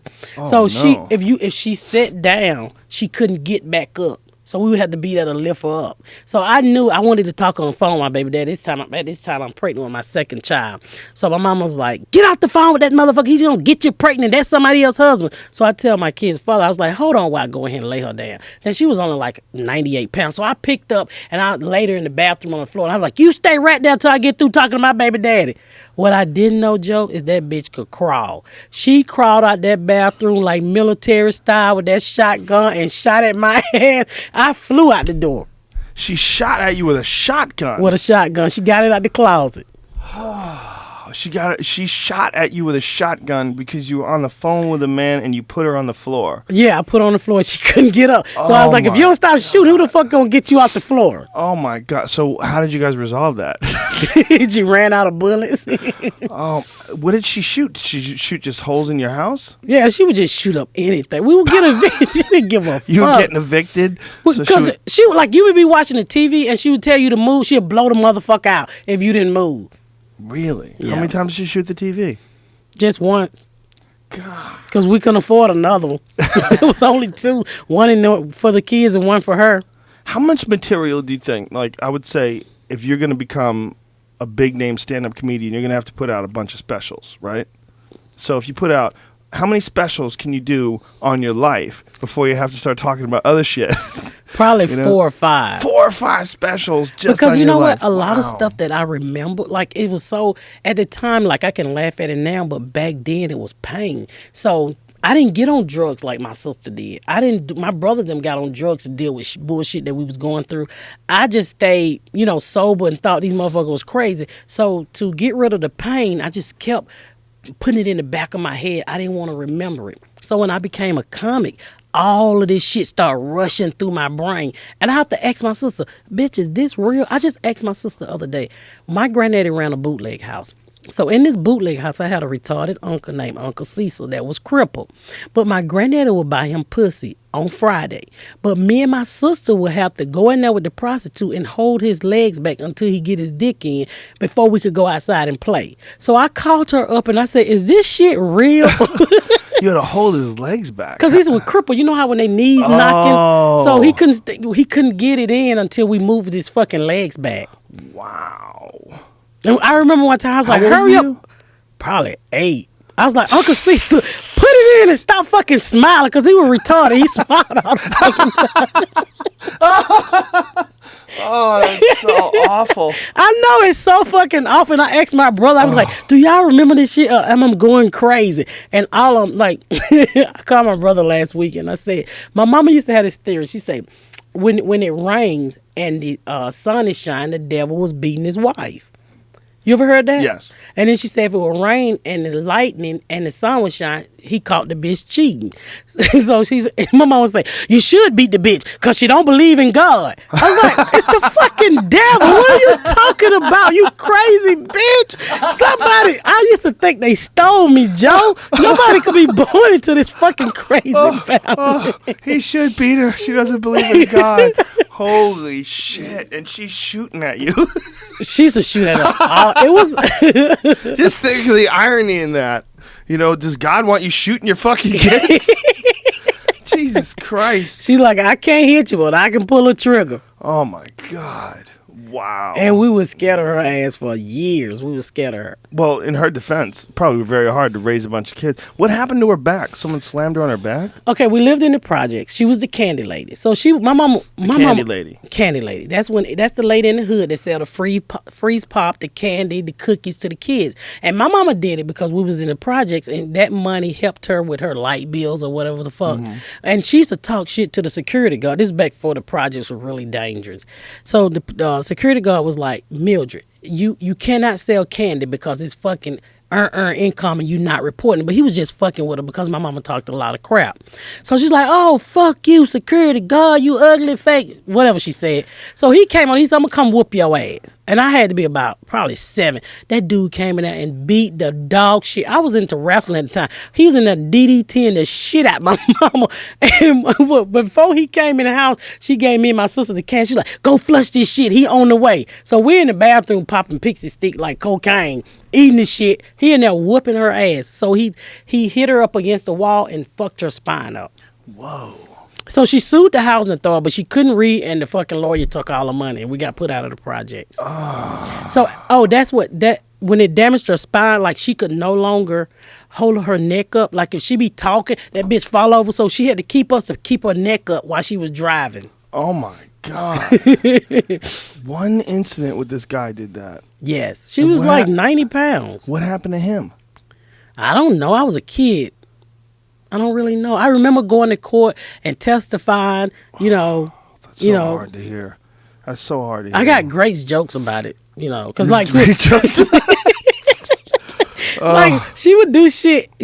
Even though her neck was fucked up, she was determined to do normal neck people shit, like go across the track too fast. People shit. Like go across the track too fast. Right. And one time she had a 64 Chevy that used to bounce, and she loved like old music. So we're in there just bouncing, listening to B.B. King, and she gonna beat the train. That bitch hit that first track and that neck went back. She like, pick my neck up, bitch, the train coming. My sister slapped the shit out of her neck and then went through the 64 steering wheel. And no. So I had to jump over the seat and hold her neck up while she drive across the track. She pull over, you bitches hit me too hard. My sister's like, bitch, the train was coming. Oh my God, you bitches hit me too hard. Holy shit. So she could walk and she could use her feet, but she just had a bunch of issues. Dick. How do you know about that? She had a boyfriend, but I hope she couldn't suck dick because she never called us in there to pick her neck up. Is that where you would draw the line? I would have went and picked her neck up. I helped my cripple uncle fuck. It just seems different, though. It seems like one more level. I mean, everything went. I saw. It's nothing that I did not see as a kid. Did you honestly. see murder? Fuck yeah. I tell you, before I tell you about it, I saw more murder when I was a drug dealer. That's when I really saw murder. But I had a guy that lived in our backyard. Well, we lived in some apartments. And this is when heroin and shit came out very popular. in the black community. So my next door neighbor used to shoot up, but my mama used to shoot up too, but it was diabetic medication. So I would walk out there y'all walk out the side one day on the back porch and I'm sitting there. So he shoot up what I thought was diabetic medication. He get butt ass naked, Joe, run over to me, bend over and was like, "Rabbit, get the rat out of my ass." So I'm looking up this dude ass for a rat. And I'm like, "J-Baz, there's no rat in your ass. Your diabetes fucking up." I was like, "The rat is hanging in the front."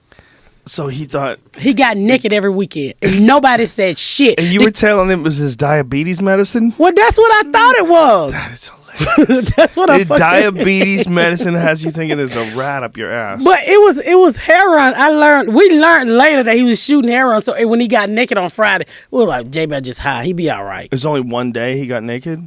No, he got naked every time he shot drugs. How many days a week did he shoot drugs? Shit. 2, 3. So 2 or 3 days a week he was naked on Some heroin. people care. Some people care. Like when he wasn't, he was a fucking, he was a engineer for a living. An engineer, like he designed things? Yes, that's what he did for a living. He got on heroin. Not like an engineer, like running a train. No, not like that. He designed shit. He was like fucking corporate America. He was the shit. But he came to the ghetto and got high. And take off all he felt so embarrassed once his high came down. Wow. And people would just let J-Bo walk around naked. I wonder if that's like his way of releasing all the stress of keeping it all wrapped up tight in corporate America as an engineer. No, he say shit. I think he thinks stuff was crawling on him. So he just get naked and digging his ass, and we'd be like, "Oh, J-Baz just naked. He just high." Rats in his ass. Before we moved in this set of apartments, I would go to the wrestling match every week. When we moved in this set of apartments, I stopped going because it was nothing to see people fighting and motherfuckers out there acting a fool. It was more interesting to sit on my back porch, and it was real. Wow, that is crazy. That has got to be so bizarre. Be that young, you got to pull one guy's legs apart to help him fuck. That's and then the you got norm. Another guy that's running around naked and he's on heroin. That was the norm. When you in that situation, nothing else seems. Right. What you doing, the right shit, is out of place. What I'm doing, this is what I'm used to.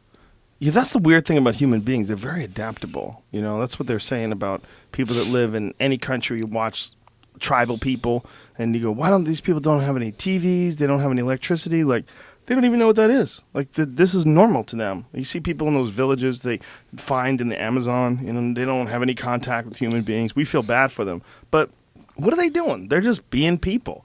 People that figured out how to live there, And you were a person who figured out how to live in your wild world. My wild world. That was a wild world. I mean, it might as well just been the wild of the Amazon or the wild of the forest or the wild of the city. It's just wild. There's varying degrees, right? Yeah. There's places where shit is just wild, and where you were living, craziness. Someone should make a movie about your life. Like, that's what you should do. You should write a movie, all the best stories, completely, totally factual, completely, totally accurate, insane. That would be a fucking chaotic movie. Yeah, for a 15-year-old girl, wasn't 15-year-old girl get her tit shot off while she's holding her baby and dealing drugs, and this guy's running around naked. He's got a rabbit up his ass, and you're thinking he's on diabetes medicine. I was naive. Fucking that's crazy. nothing. Let me It's tell you crazy. more stories. Please do. Please do. So when I was probably about, like I said, I was about 10 or 11, so I had a really nice figure. So I you were learned. 10, you had a nice figure? I was fuckable since the third grade, honestly. Titties, Wow. boobs. Are you sure? Yes. Do you have pictures? Probably. No. So how do you know? I remember everybody used to say I was fine, and I didn't know what fine was. Wow. And I tell you this story. So I'm about 10 or 11. So sometime I could just walk away from home. Nobody gave a fuck. So I go downtown to the local Hilton Hotel because I said I want to go see what white people are doing. Rich white people, because I thought everybody stayed at the Hilton was rich. And plus I went in there because we didn't have no fucking AC. So I was standing in front of the door. When the doors opened, the AC hit me in my fucking face. So I'm standing at the phone booth one day, and this white man say, "Hey, you want to come go to my room with me?" I'm like, "Huh?" And then he started like he was jacking his dick, and I was like, "Okay." Honestly, I go to his room, Joe, and he had me jack his dick, and I jacked this white man dick, and he paid me $100. I'm like, are you gonna fucking be here tomorrow? So I'm thinking this is my first job. I go home and tell my mom I got a job downtown jacking white men's dicks for $100. You told her that? Yeah, she what wanted did to she go. say? Oh my God. Oh. Why the fuck you gonna get $100 in the ghetto for jacking dicks? Oh my You might get some God. oatmeal cookies. You ain't gonna get no damn $100. Oh my God. Oh my God. Oh my God. How old were you at the time? I think I was 11. You were 11. You told your mother you got a job jacking off white men's dicks for $100 and she wants to go with you. Yeah. That might be the craziest fucking story you've told so far. I said, they're not hiring. You're too fucking old. You're not fucking this up. You're not no, you're not My mama fucking had, this up. she only had 4 teeth and she wasn't really cute. So It's funny that you have to qualify that. She But wasn't she had fu- 4 teeth, but she was cute as fuck. no, she wasn't cute No, at but all. I'm saying, but once you only have 4 teeth, it's like, what is really cute? I don't fucking, your tongue. Something about being toothless is not that appealing to us. Wow, that is so crazy. Your mom wanted to go with you. Yeah. When I was Where was all this going? What city was this again? Atlanta. It was Atlanta. It really started in the bootleg house. This is when I knew shit was fucked up. Like on Friday, my grandfather customers was fall asleep, and while they was asleep, my mama would make me rob them. And for every person that I robbed, I got $5 per person, and I probably was 7 or 8. Wow! I remember that shit like yesterday. And I told her, I said, you taking advantage of me. I should be making more money. So I asked her for 10% because I've been watching Sesame Street, but neither one of us knew what the fuck 10% was. You asked her for 10% of the robberies because you were watching Sesame Street. Yeah. Oh, my God. So she didn't know what it was. And so I was like, it's $10. So she gave me $10 for every wallet that I stole. Wow. And I fucking would get up on Saturday morning and play Pac-Man till the fucking sun go down. Wow. I only did it because I wanted to play Pac-Man. That is incredible. Yeah. What a crazy environment. Now, no, growing up and then getting past that and looking back on it, like when you were asking, did this really happen or am I crazy? Like, how does that feel now when you tell these stories? You being this normal person now, as normal as you can be, having children that are doing great, living in the suburbs, staying calm. Like, this has got to feel like another life, right? It is another life. Yeah. Wow. It used to hurt me. Like I would cry, and when this shit come up, and I was like, I'm not. I have this whole thing in life, ain't shit gonna get me down. And I learned that from a 4th grade teacher because I used to go to school. I was a stinking kid. I was a poor kid, but I had a teacher named Miss Truth that would tell me, Patricia, get here earlier, and I will bring you clean clothes, and I will comb your hair. So we were in the bathroom one day, and she just was combing my hair, and she said, I want you to remember that you can be anything in the world you want to be. All you got to do is believe. And that lady just died this year. And when I did time in prison, anytime I got low or anytime I wanted to question something that I was trying to do in life, I went back to Miss Truth.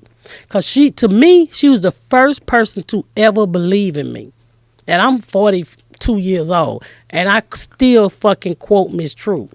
That's crazy. Isn't it amazing how one person like that can have an impact? Think of those 2 people's impacts. The one lady that told you were funny, and then that lady telling you could do the anything. caseworker is my godmama now. I still talk to her every day. Wow. Yeah. She and she think I'm blown fucking away. hilarious. She must be blown away by that. When I got more in depth with the stories, like, after I tell you all the stories, it probably take a month. The people call me, can you tell me this story one more time? And a lot of times they remind me of shit. How many? Do you write these down? Do you ever write them down? You just confident you're going to remember them all? I do remember them all. I guess. Well, it's like the sex that you're working on. Like now, I talks about my mom and my ex, and I talk about being married. So I really don't need the cripple Uncle Jack and Dick, right now. I tell that story later on in life on stage. I talk about being a drug dealer, just the basic, just scratching the surface. Right. Because I'm not a star, so it's only so much you can put out there before you make your fucking audience cry. Uh-huh. So, when you become Chris Rock, they'll take anything from you. But I'm a Miss Pat fucking nobody. I gotta give it to them easy. And you gotta remember, I'm a fucking black woman talking to a white audience. Most of my fans are white. Why is that? I have no fucking idea. But I appreciate y'all to the fullness. Hey, I love the fuck out. I don't give a fuck if you had one eye. Thank you for supporting me. What do you think it is about the audience being all white? Like, how'd that happen? I don't know. Honestly, I don't. I did a radio show called Bob and Tom in Indianapolis. That's where I got a lot of them from.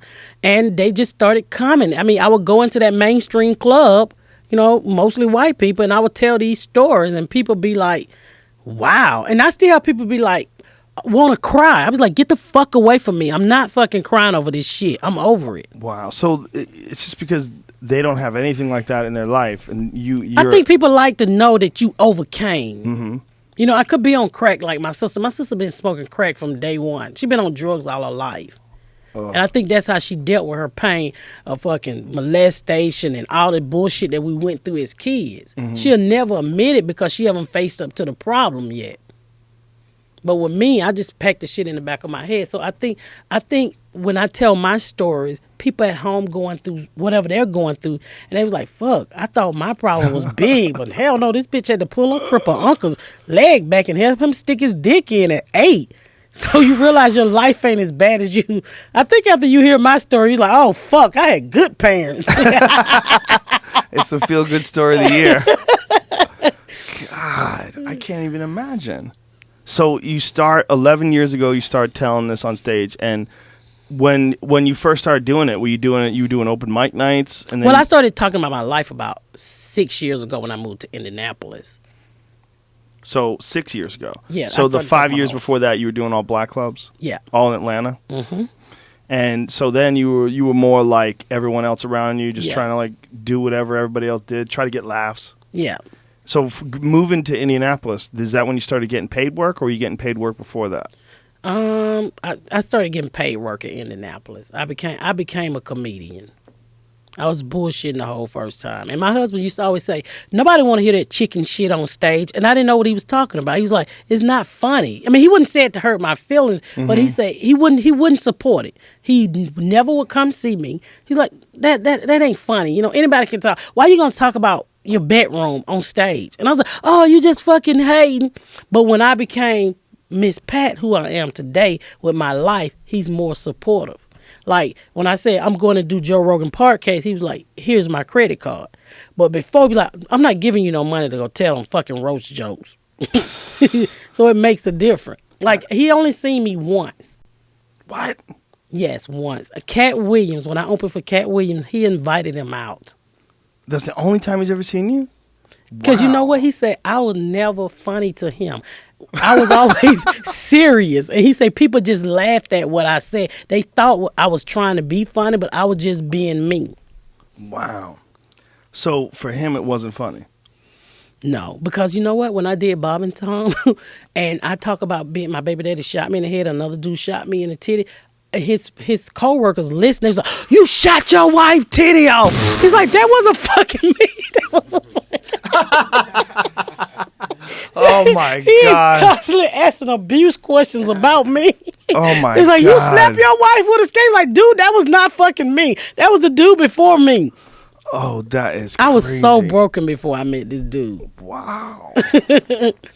Is your nipple like together still, or is it just like gone? No, it's there. It's a little damaged, but it's there. And you have a piece in it still, right? You said you were saying. No, what I was saying, when I do my mammogram and they smash my boob, you can see the gun. What is it called? The gun. The fragment on my You my see mammogram. bullet fragments? Yes. Wow. Little spots, and they look like breast cancer, but they know it's not breast cancer. So they have on my chart at my mammogram office, been shot in the right titty, missing nipple. Did they say titty on your mammogram? Well, whatever, boob, breast. Yeah, if your doctor starts calling it a titty, you might want to, like, where's your fucking certificate, man? Can I see where your diploma is? Well, I'm old school. They always titties, Joe. Always? Yeah. It's a good name for them. I got no problem with that. What do you call them? Titties are great. Okay. I have a friend who says, my friend Steve says titties for things that are good. He's like, we're going on a titties camping trip. Like say that means tits. it's good. I say tits, like that's tits. Or the tits or Yeah. something like that. Yeah. Boobs. I don't have boobs. I got titties. My shit hangs like balls, and I have to put grease up on them so they'll slide across my stomach easily, so they don't fucking create friction and make a sore. Oh, no. Really? Yeah, I got real shit, Joe. We were talking about your husband before the podcast started about he became a vegan, lost Yes. a ton of weight. Lost over 100 and some pounds. That's crazy. Yeah. His health was going down. I mean, knees and shit hurting, everything. And he just said, I'm not eating this shit anymore. Well, if you're 100 pounds overweight, just My imagine husband was a big guy. He was a Imagine. big guy. carrying an extra 100 pounds. Like, just everywhere you go, you have to put 100 pounds on your shoulders. Like, everything will start breaking after a while. That's Yeah. what most people are doing that are 100 pounds overweight. They just don't think about it, right? Yeah. So he got his shit together, became a vegan, haven't eaten meat in 2 years. Wow. That's crazy. Do you stick food in his face? Like, smell this bitch?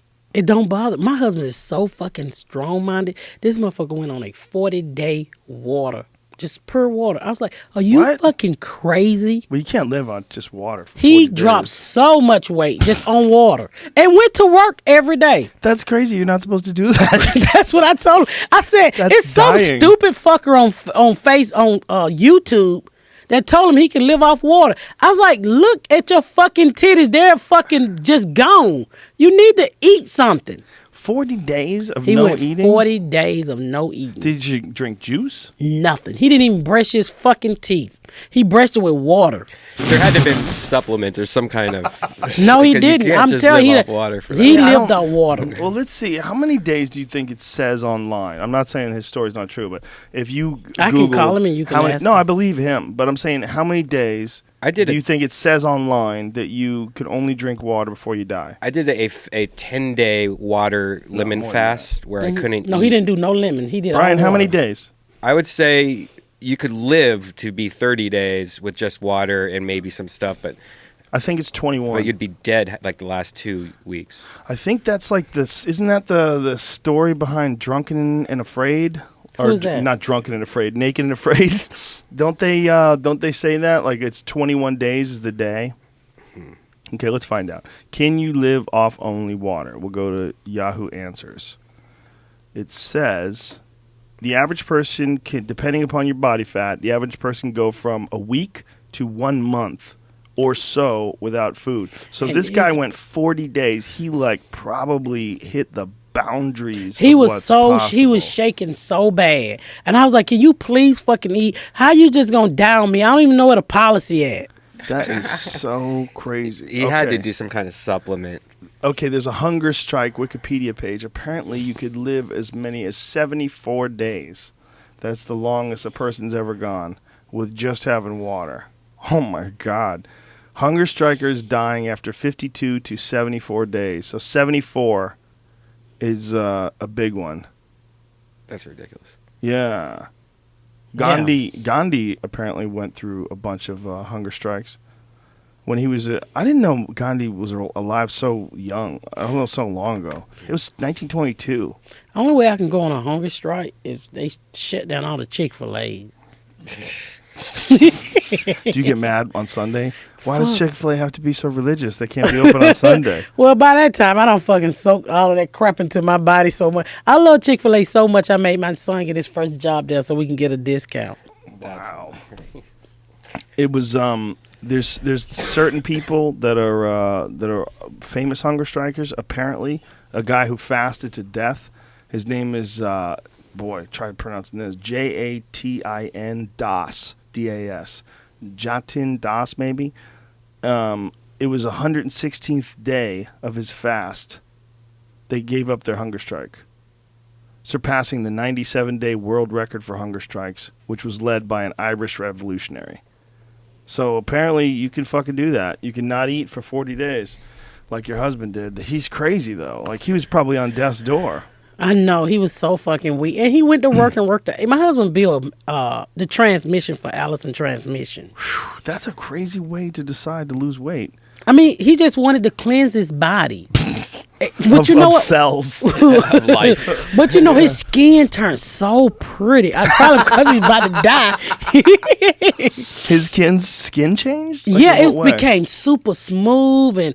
How many and days in to his fast? I didn't really, cause I traveled. I tried to travel. At that time, I was traveling a lot. So I come home and I was like, God damn, you losing a lot of weight, dude. And then I found he on a fucking water fast. I was like, you need to fucking eat. Yeah. Did he ever get to a point where you were worried about him falling asleep Yes, driving? Or No, not really falling asleep driving. I was worried about him fucking. He was always cold. So I was like, you cold, you about to die. What the fuck are you gonna leave me here with these children for? I gotta do gigs. wow. So then, after 40 days, he starts eating. He starts eating. And what did he eat? He started to like fruit. He went into fruit first. Just eating real that. gentle. Yeah. That's got to be a big shock to your system. Also, Yeah, you're that's what putting he food said. He back didn't want in to it. shock his system. He does this shit all the time. He don't go that long anymore. He might go 20 days, 15 days. Whoa, really? Mm-hmm. I've heard of people doing like 6 days of juice. That's it. You want me to call him and ask him? No, listen. I'm not questioning. I'm just saying I don't know anybody who's ever done that. That's a Yeah. very extreme dude. He just like that. I tell you, he used to smoke cigarettes, and nobody knows this. And he just stopped. And he started back one time when I got arrested. He went to court with me when I was getting my life together, and I needed my driver's license. And it just said, you have $5,000 worth of traffic tickets. How you want to pay this? And so my husband's like, Your Honor, I can only get $500 out at one, during the day. That's it. He said, well, you got to go get some money. We're going to lock her ass up. He started back smoking because he never been to jail. Wow. That's the hardest one, probably quitting smoking. That's No, probably he harder went than cold not turkey. eating. And after I got out of jail, he stopped. He did it Wow. again about a week. He always do every fucking thing cold turkey.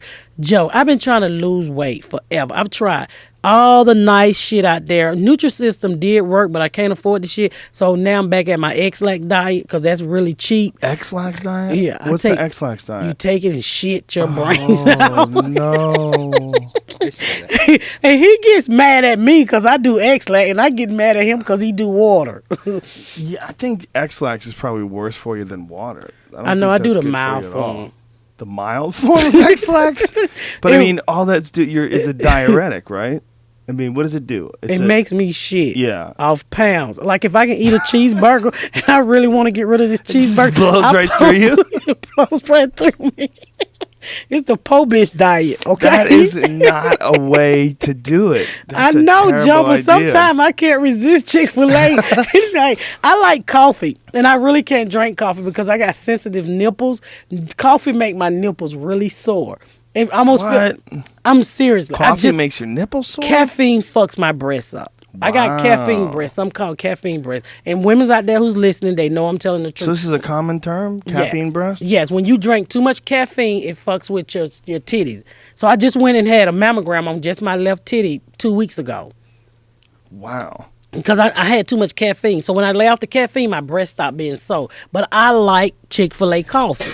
Fibrocystic breast That's what it's changes. called. See, Yeah. that's the medical term. Yeah, fibrocystic God breast damn it, you changes. Google everything. I do. I'm constantly curious. Yeah, pain or discomfort in both breasts. Pain comes and goes with the period, but can last through the entire month. Breasts feel full, swollen, and Yeah. heavy. Yeah. And caffeine does that to Mm-hmm. my breasts. Well, my nipples are hard to set in the bra. I have to wrap them in tissue paper. Wow, that's crazy. But coffee fucks me up, but I love it. Some women get it from eating chocolate, Yeah. drinking caffeine, or eating high-fat foods. It causes their symptoms. But according to this medical page, there's no clear proof of what's causing it. You know, Well, 'cause pain is very when I come subjective. off of caffeine, my titties stop being sore. Honestly, I know my titties. Well, it makes sense. Fibrocystic breast changes. Fibrocystic breast. That's what it's called. Painful, lumpy breasts. Yes, lumpy. And it almost make you feel like you got, like you feel a lump. So I went in 2 weeks ago and I was like, I'm very paranoid because breast cancer running my family. So on my daddy's side. So I was like, just check my damn titties. So my doctor know that I'm a comedian. you say it that way to yes, the doctor? I say any fucking thing to my doctor. Really? I fucking love my doctor. Like when he giving me a gynecologist visit, I be like, how do this Blue Cross Blue Shield pussy look, doc? So they gave me a mammogram on one breast, and like, you don't have any fucking lumps. Lay off the damn coffee. Oh, that's all it is. That's fascinating. That's Yeah. amazing. Is there anything that does that to your dick? Do you have fibrocystic dick cells?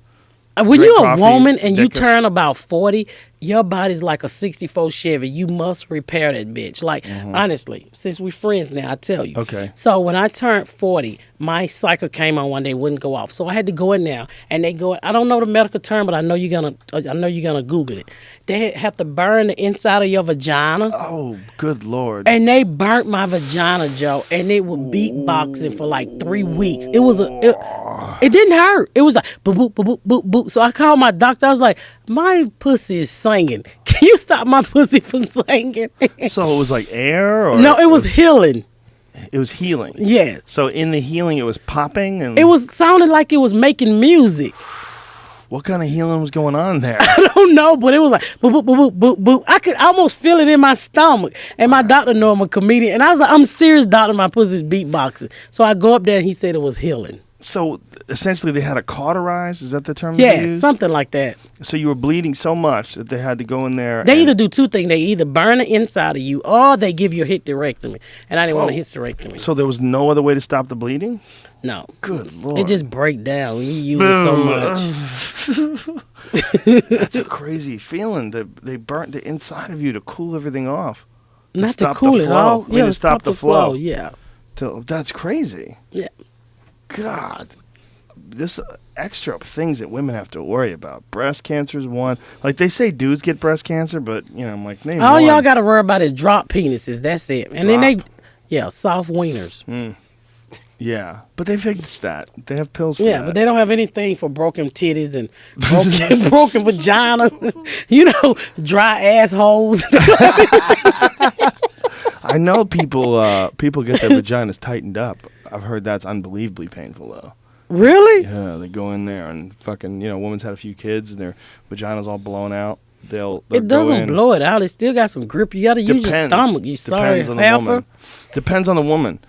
I know what you're saying, but there's realities about the shape of the body, about stretch marks. A lot of that's genetic. Some people get stretch marks. Some people do not. Some people Beyonce get don't fully- have any, does Yeah. she? No, probably got just crazy genes. Some people, they stretch way the fuck out and have a kid, and it all goes right back into place. It's amazing. And then some people, one kid, and they're donesville. The whole thing, the whole package is just done.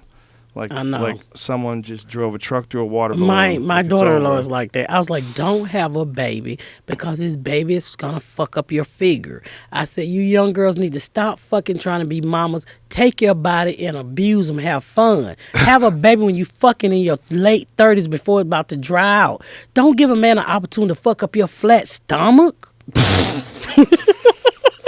But what if she wants a baby more than She wants had a a flat fucking stomach? baby. Now she fat and she fucking all out of shape and she still trying to wear that sexy shit. And I'm like, no, boo boo, take them hoe shorts off. It's not gonna work. You missed your opportunity. I told you don't let my fucking son get you pregnant. Oh no, boo boo! Take that whole shit off. Take that whole don't- shit I off. told you not to let my son get you pregnant. Holy shit, that's funny. There was a thing in the news the other day where ages 18 to 24 are twice as likely to get vaginal surgery than most women. And I guess it's really popular with the young kids now to get the Barbie cut, where they chop off all the lips and everything, so it's just the line. Kind of like how labia surgery. You mean? Yeah. To make Who your doing vagina that? look. 18 to want- 24. Who want a lipless pussy? It's the porn that people are trying to get the porn Yeah. look. Like the perfect. That must vagina. be exactly what it These is. kids are crazy. No, everybody wanted their lips. What is vagina lips called? Labia. Labia? Labia. Labia. Everybody I wanted only their s- labia, I only wouldn't it? read it. I never say it. I call them, yeah. Who would Curtains. cut their vagina lip off? What's gonna catch the stuff that's coming out of it? I know, it's like it's the Catch eyelash stuff of the that's vagina. coming out of it. I mean, the panty line is there to catch it after it falls, but it's Right. gotta like run down the sides. Meat curtains. Mm-hmm. Meat curtains. Yeah, I don't know.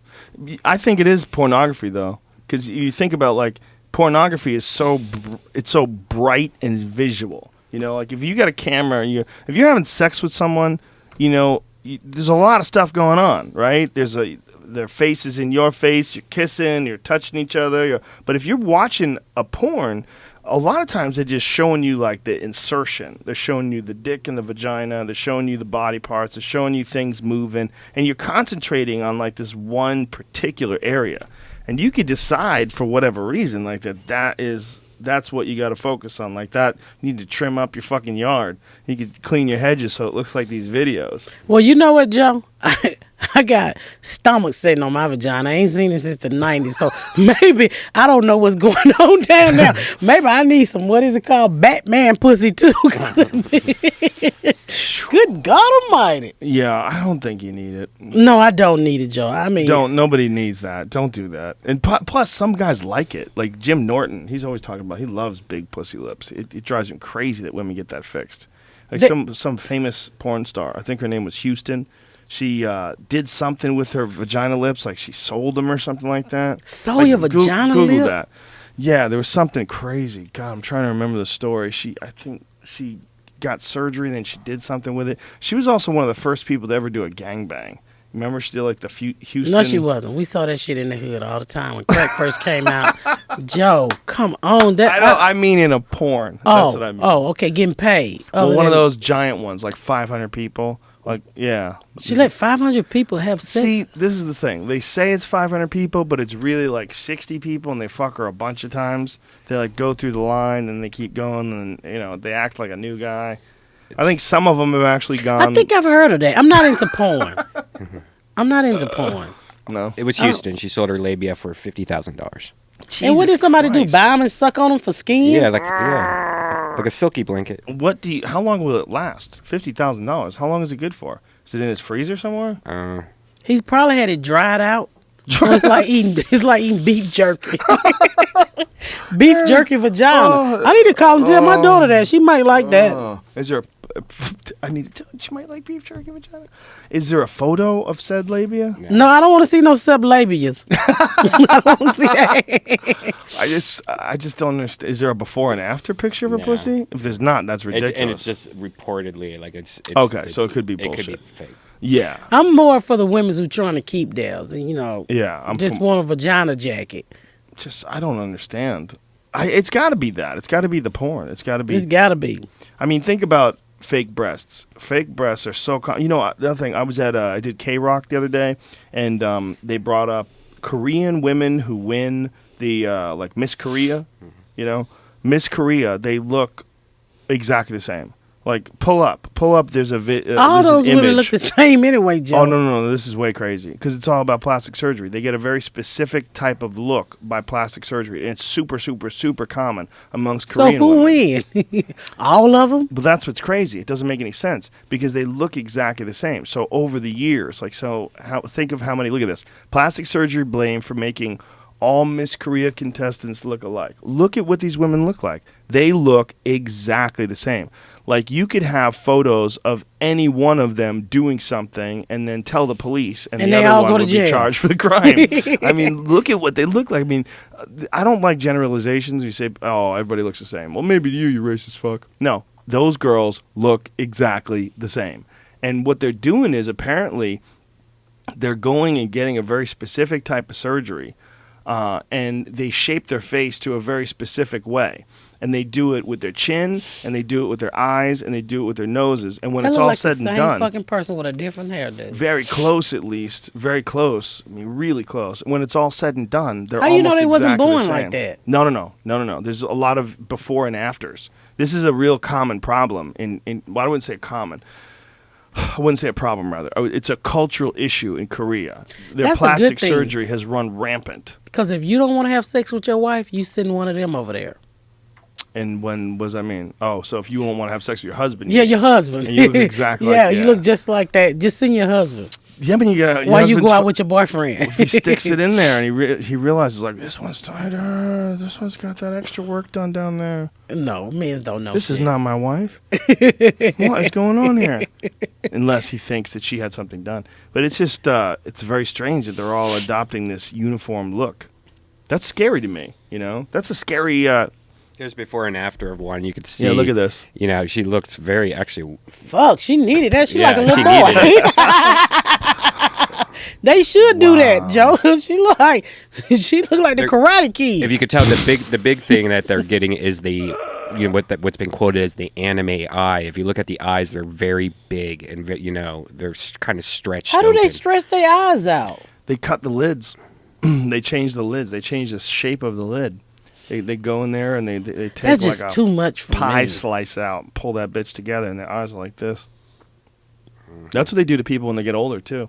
I know a dude who did that, had his eyes done, like to get your eyes done, and all of a sudden you're like this. It's nothing like seeing a dude looking like an old ass woman with plastic surgery, isn't it? Kenny Rogers, have you seen him lately? It is the creepiest thing ever. He's like on a commercial right I now. haven't And seen Kenny Rogers. Terrifying. You know who Kenny Rogers is? I Do you know who he fucking is? like country music. Yeah. Well, do you ever see what he looks like now? No, let me see. You wouldn't I haven't recognize seen him. You Really? wouldn't recognize. Yeah, poor guy. He's pretty open about it. I think he's had conversations about it. He talked about how he fucked up. Shit. I mean, you kind of have to talk about how you fucked up when you look like this because it's so obvious. Well, Joan Rivers had a lot of it. Yeah, that's not a bad picture, dude. In that picture, he kind of looks normal. But He there's look young that's a at bad times. picture. That's a bad picture. Go get a good one because there's some good ones that are like really shocking. Just pull up Kenny Rogers bad plastic surgery, and you'll get some good ones. I was on the beach the other day, and this dude caught a manta ray. You know what a manta ray is? And he pulls it in from the water, and it's in Malibu, and there's all these rich people that have houses there, and they think they can tell people what to do for whatever reason. So the dude had already released the manta. He caught it and released it. You know, they were trying to catch fish, and they just caught this manta ray accidentally. And so he's releasing it, and this lady comes running because this other lady was like, they're doing this. They're torturing that animal. They pulled it out of the ocean, and this chick comes running to tell them what to do. And when I tell you that she looked like a monster, like I am not exaggerating. She looked like a monster. I mean, this poor lady, I felt bad. Like she had done so much to herself. It was like her face had been so pulled back. And the guys who are listening are podcast fans, the guys who caught the fish, so they're probably listening to it right now. They were talking to me before, so I assume that if you know who you are, what's up? Nice guys. Regular looking, young, tattooed up dudes who are out there fishing, and they caught this big ass manta ray. But this lady came running, and when I saw her as she approached them, I had a visual. I mean, visible. Like I felt a tangible like quiver. Like I saw her, I made the visual contact. Like my eyes hit her face, and I was Like, who fucked up your face? what did you do? And not only that, she's in this crazy ass fucking multi-million-dollar beach house. Those beach houses in Malibu are ridiculous, man. And he's off somewhere cheating with somebody whose eyes is not wide open while he sleep. He's probably just Xanaxed the fuck out, just trying to deal with her and him and his own life. He's probably a mess too. I don't know who he was or who she was, but it was the arrogance of this crazy lady running up to these guys. She goes, "Guys, throw it back. Throw it back." Like, you could keep a manta ray and eat it if you wanted to. Nobody could stop you. And it's like, look out there. That's the ocean. Like, that's really fucking big. Like, this idea that this guy on the side is going to do anything to the population of the manta rays. Like, that's not how animals die. They die because of giant nets that they pull amongst these huge boats, and they pull them out of it. That's what's overfishing. It's not a dude on the rocks pulling some. But in her idea was that, in her mind, she was going to tell this dude. Put the manta ray up. But I felt so bad. Manta rays are cute though. They're kind of different. They're a unique species. They're kind of cool. Yeah. But you ever had skate, like at a restaurant? Mm-mm. It's delicious. What is skate? Skate is a manta ray. It's a type of ray. Yeah, that thing there. I mean, it wasn't that one. That was not the one that he caught. It was like a stingray. It had like one. Right. I don't know what kind of ray it was. It was cool looking, but he let it go immediately. He had already let it go when this lady came running over. But she just had such a monster face. That He should have pulled, said, tight monster face is so I'm scary. going to take this manta ray and beat the hell out of you if you don't get off this beach. No, they would Loose call your the face police. up. They'd call the police so fast. They probably have. I don't know how they do it, but there's God. Kenny Rogers. That's a good bad picture of him. Why you say it's bad? The one on the Look at right. his eyes and his nose He looks like weird. he's high as fuck. He might be in California. That's not a good one though. There's some other ones There- where it just looks really awful. Where there's other. I've seen one comparison. Like this one's a good one too, maybe. Yeah, that's it. That's a good That's it. Holy fuck, he like crazy. That cannot be no Kenny Rogers. It is. It is. That's his daddy. No, that's him. They changed the shape of his face. And it Oh doesn't, my God. and it doesn't make you look better either. It just makes you look different, and not a good different. His eyes is wide open. You can't shoot that shit in your face either, man. That thing that everyone's doing where they're putting filler in their face. yeah. Not just Botox, No, but filler. the black girls are putting it in their ass. They putting so many transgenders have died. I'm serious. What are From those- stuffing things in their No, ass. you haven't heard about it. Google it. They was taking people was telling they was giving them butt shots, but they was putting fucking Cooking oil. corking oil in their ass. And I know so many black girls with fake booties. And when that That's shit a meme hardened right up, now. That's a photo with some captions on it for yeah, sure. when that shit hardened up, ain't nothing they can do with that crap. Oh, they can't go in and cut it out. No. I don't know. I wouldn't let nobody shoot no fucking Home Depot stuff in my booty. Well, some women that had their lips done back in the day they're scarred for life. There was this poor lady that used to live down the street from me, and she had she'd talk to you, and she had a line like right here, from here to here, a straight line inside her lips from where she had these artificial lips put in, and so when she would talk to you, you would see the scar. Like the scar in her upper lip. It was so distracting. It was like, what did you do? She probably got it for sexual pleasure. She wanted lips like yours.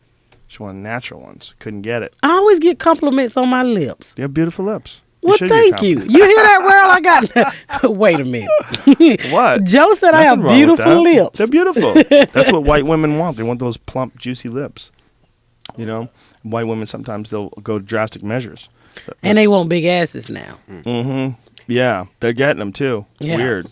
Yeah. You see that Strange. show? Was it botched? Where it's no. all Yeah. plastics. I was watching one last night where the woman got the fake butt and it popped or something like that and started going into her leg and her and stuff.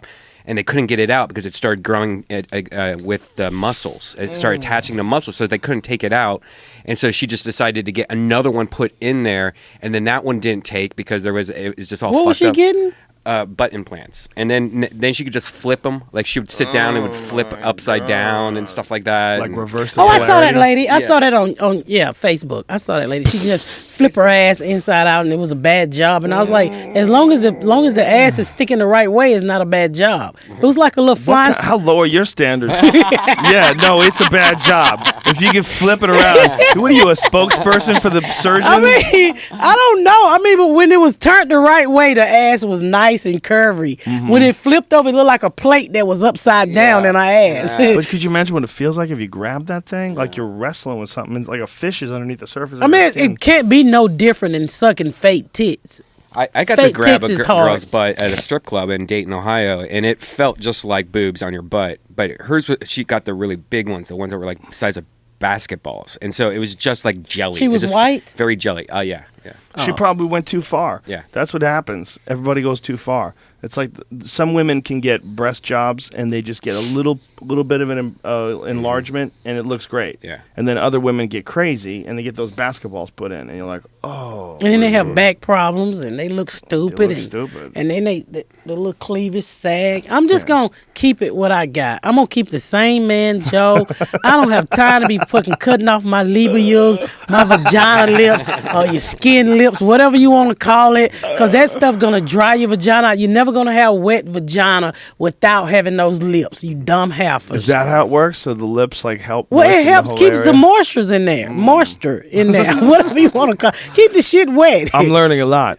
There's a lot of things I didn't know. Yeah, so I can't do all that. I don't want to pull my neck back, my eyes back. I mean, you're gonna get old. Shit is gonna stop working. That's why God gave you hand. When my husband ain't working no more, I just unstick his balls and we keep it moving. We watch the news and go to bed. You know what I think? I think that also when people are doing, they're early adopters. You know what I'm saying? Like the people that got the original boob jobs, like those they leaked and there's silicone and the poor people got sick. And remember how many people got like lupus and all these diseases from I knew a girl got lupus from her breast job. She had a leaky breast job and she got lupus. Like she was all fucked up. Her immune system was jacked. But now, like, they have it down where, like, it's very few reactions. It's a different feel to it. Like you were talking about, it's like a... Gummy bear boobs. Yeah. Yeah. They feel like a real breast. They Yeah. feel like really firm, real breasts. And I think that in the future, and not so far away either, they're going to be able to give you injections that make a woman's breast grow. Like they're going to be able to grow natural Well, breasts. everybody breasts ain't. I think if you don't have breasts, the shit is probably hereditary. Go back down the line, you got a bunch of flat-breasted aunts and shit. You're not supposed to have titties. I remember when I wanted breasts, and I remember as a little girl, somebody was like, if you rub butter on your titties, they would grow. In your ass, they would grow. So we went in the refrigerator and took all my mama butter, and we just soaked our chest in butter. And I think that's why I got titties today. So ladies, don't spend your money at the plastic surgery. Just buy some fucking, I can't believe it, not butter. Put your 2 boobs in there and soak them overnight and see if they grow in 2 weeks. I'm not sure if that works. I don't know either, but look at me. I'm rocking a 44 double D with Bulletproof grease booties. up under it. There's apparently there's a lot of people been working at this. They've been trying to do this for a long time, and there's a bunch of ways that can kind of help a little bit, but they're not really ready to grow tits yet. But you know what someone brought up the other day that made a lot of sense? They were saying that like when a man becomes a woman, when he becomes transgender, becomes a woman, they start taking estrogen shots, and a lot of times they grow natural breasts. They do. I got a son who eat too much McDonald's, and he got nice size A cups. That's not the same though. Yes, it is. He but got he's nipples and everything. He overweight. He's overweight. So they Yeah. should gain weight and grow titties. No, it might not work. It might work, but it might not work. But what they're saying is that they can give a man injections, Yeah. and he starts growing like natural boobs. He like, do. Wouldn't they be able to give a woman estrogen, and would that make her That'll breasts probably fuck grow? us up because we already produce Produce estrogen. it. It makes Right. it crazy. Yeah, we probably go crazy. Too much women in here. Yeah, right. It's an overflow. Of You come woman. home and this bitch cooking the cat. Yeah, right. Yeah. You don't want to do that. There's a lot of fucking problems apparently with silicone and breast implants, particularly the silicone gel. Can cause connective tissue or autoimmune diseases such as rheumatoid arthritis and lupus, neurological disorders, cancer, even new silicone-related diseases that didn't exist before breast enhancement surgery. So you got nice tits but can't open your hands. You can have some serious... This girl was all fucked up that had lupus. She was a mess. You know, like... those autoimmune diseases like that, like lupus, are no joke, you know? Is there any plastic surgery that you would get? You know what I think, man? I think we're so close to them being able to figure out how to do stuff without it. Like, I don't need plastic surgery. I'm beautiful, perfect as I am. But I've had it. I had hair transplants when I was younger, obviously. What happened? My hair was falling out, and I was trying to fight against it. So you had hair transplant, but you don't got no hair now. Now I shave it. I should have shaved it. So from now the you beginning. shaving your transplants? Yeah. You waste fucking money, Joe. Waste money. That's one way to look at it. Y'all white people, stop getting hair transplant. All you got to do is go to the hood and get something called a quick weave. A quick weave? Yes, it's What a is whole, that? what you watching on my head. It's a whole head of hair for $50. Listen, that's not going to work with me. I do jujitsu. Like, I'm getting choked No, and we done stuff. they done got it. Like, this Come shit is off. sold up. It'd No, be so not anymore. embarrassing.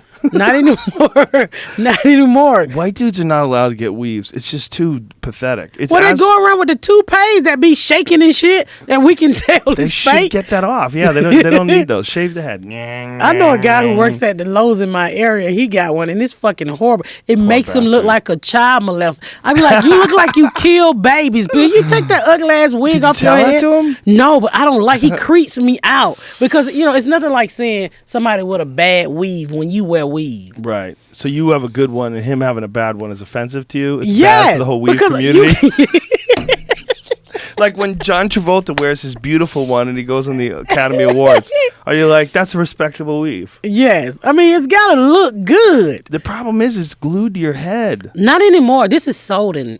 Sewn in. Sewn in. Sewn in. Yeah. Yeah, but if a dude's bald, like if yours bald, like I have stubble up here, but it was all just, it was going. It was gone. It was the party was over. What happens is they take hair from the back of your head and Yeah. where it's never going to fall out, and they move it to the top. The joke was that it's like taking a bunch of really healthy people and you move into a neighborhood where everybody's dying, because that's what it's like when you have hair. You don't think about that. Did your You're like, transplants die? no, they stayed. They stuck around. They're the new residents. That like they So do they grow now? repopulated. Yeah, they grow.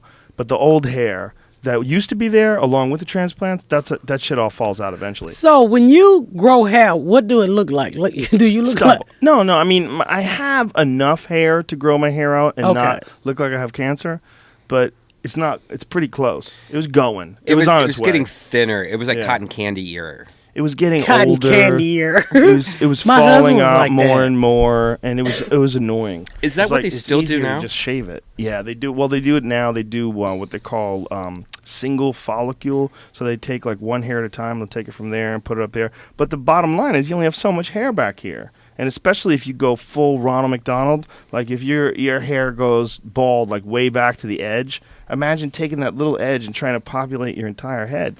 Good luck. You don't have enough hair. So then they figured out how to clone hair, and that's what they're working on now. They're working on cloning hair. But at the same time, they're also working on some other shit, like that'll just genetically, they'll be able to inject it in your skin, and it'll grow hair like crazy. They're pretty close to being able to figure that out because it's some sort of a giant multi-billion-dollar industry. Dudes losing their hair. But if I could give anybody any advice from someone who's already shaved their head, shave your fucking head. It's You so sexy. easy. I look Thank you. so I bad. feel- My I husband feel lost sexy. his hair too. He was trying to hold on to that It's shit. so like freeing, and I truly do not give a fuck. Like it doesn't bother me at all anymore. My hair used to fuck with me when it was falling out because I was thinking about shaving it, but I wasn't sure if I could. I needed to just jump in and do it. But once I talked about it did for it, I was years. like, oh god, yeah. Once I did it, though, I was like, oh, this is so much better. My husband used to have that kid and play fade, but he had that hole in the middle. That's a sad And I was hole. like, can you fucking get this goddamn teacup hole off the top of your head? Let it go. It looked like a bottle top opener. What did you want him to do with it? Cut the shit off. He was losing his hair, was thinning, and it was Right. like it would grow around the fade, but it had a hole in the top. So he was good until he went, what the fuck? It looked like he was keeping a little safe on top of his head. Yeah, we talked about poor Jason Alexander decided at like 50-something years old to wear a toupee out of nowhere. I don't know Jason Alexander, but You don't know Seinfeld, the show Seinfeld? George from Seinfeld. George. You ever watch Seinfeld? No, The you're little too fat busy dude. Yeah. shooting people and fucking getting Oh arrested. no, my husband watched Seinfeld. He turned me on to Seinfeld. It's like I don't want to watch this boring ass show. And then I watched. I was like, this is a fucking great show. It's a fucking great show. Yeah, we spent many nights watching Seinfeld. Do you know Richard Pryor's story? Yes, I do. Do you know his story of growing up in a brothel, the whole deal? I know. Your story's like 5 times more crazy than Richard Pryor's story. Really? Yeah, I think so. It's pretty close. I mean, Richard I Pryor. didn't suck no. I didn't turn gay for 2 weeks. I read Richard book. He turned gay for 2 weeks. I was like, holy Probably fuck, more Richard. than 2 weeks. Probably more than 2 weeks. It's more likely he did some stuff. I don't know. I mean, there's a different time too. If you stop and think about like what was going on in the 70s, think about all the people that are allegedly bootleg involved in house. gay shit. Well, the brothel, right? Yeah, the He brothel. Grew up. It's a prostitute house. But you look at like allegedly David Bowie and Mick Jagger went gay for a while. What's his name from The Who? What the fuck's his name? Not Roger Daltrey, the other guy. Jamie. Townsend, Pete Townsend. Yeah. Pete Townsend was gay for a while. Like he I even did. just think it's shit when you in Hollywood. It's no more. You done had out a vagina. You done turned it inside out. You done stuck your foot in it. You done kicked it across the room. You done baked the pussy. You done beat the pussy. You done banged the pussy. You done set it on fire. So you're like, well, you know what? I'm gonna go over and play with this dick and see if I can do the same thing to a dick. Not that they're gay. They're just trying to do something else. I think that's what they do out here, just in Hollywood. Because in the Midwest, they just keep the same old bitch with the beard who smoked cigarettes, who tote babies on their hips. Maybe. You got a good point. Yeah, Yeah, I it think just- for a lot of dudes, it probably is that. They probably want to just expand their experiences. Yeah, it's like getting fingers put in their ass. I tell you, let me tell you. So I had to do a hosting for a dildo party. I'm not into dildos. I don't want to fuck. How did you get this job? They thought I was funny. They came to the show, so they like, come host our dildo party. They have a dildo party. Yes, and women loves this bitch. They Like got stamp traders. Hey, Like they people got dicks that in do. the comic books. Do you know that they got the new the dick with the suctions on it? So you stick it to the toilet and you just have sex with yourself. When you finish, Yeah. you rinse it off and put it in the dishwasher, whatever the fuck you do with it. Right. So I host this dildo party. So they give me this little thing, and I said, "Well, what is this?" She said, "Well, go home and spice up your relationship." So I was like, "Oh, my fucking relationship could use some spices." So, I mean, you've been married for 23 years. I mean, what else? Right. So I was like, "Well, what do I do with this?" She was like, "This is ball dust." She said, "You take this feather, you dust his balls, and you what? ball dust." But it came with a pink feather. So I go home with this ball dust, and I was like, "Open your leg, I got some ball dust." And I pulled out this feather, and I was like, "If you don't get that gay ass kid away from my balls." He wouldn't participate. What He's if like, it was black? He wouldn't have participate. It was Like a a fucking raven. feather. It was that feather. He's like, what the fuck did you get bald dust? You're not putting that shit on my Why is balls. it? Is because it was pink? It turned him off. No, I think it was bald dust, period. My husband's not going to do all that extra shit. Why is pink universally a girl's color? I love pink. I don't know. Well, it's nothing wrong with the color, but I mean, like, okay, this lighter is a pink lighter. It's a Hello Kitty lighter, so it's definitely a girl's lighter. That's my But- lighter. Exactly. So, You why? calling Red Band a girl? No, we're just being silly. But this is pink. Like, why is that color like a girl color? Why is white? It's because Universal. when you grew up, your mom put you girls in a pink bedroom and bought pink stuff, and when you Society as a boy, told 'em that. It was boys were blue colors, like their It's to bedroom colors. determine were the blue. sex. So Yeah. when you walk around with an ugly ass baby that was a girl but looked like a boy, you put in pink. So people's like, oh, your little boy is cute. No, she got on pink as a fucking girl, even though she looked like a boy. But how did we figure that out, though? How did we figure out pink Joe. for a girl?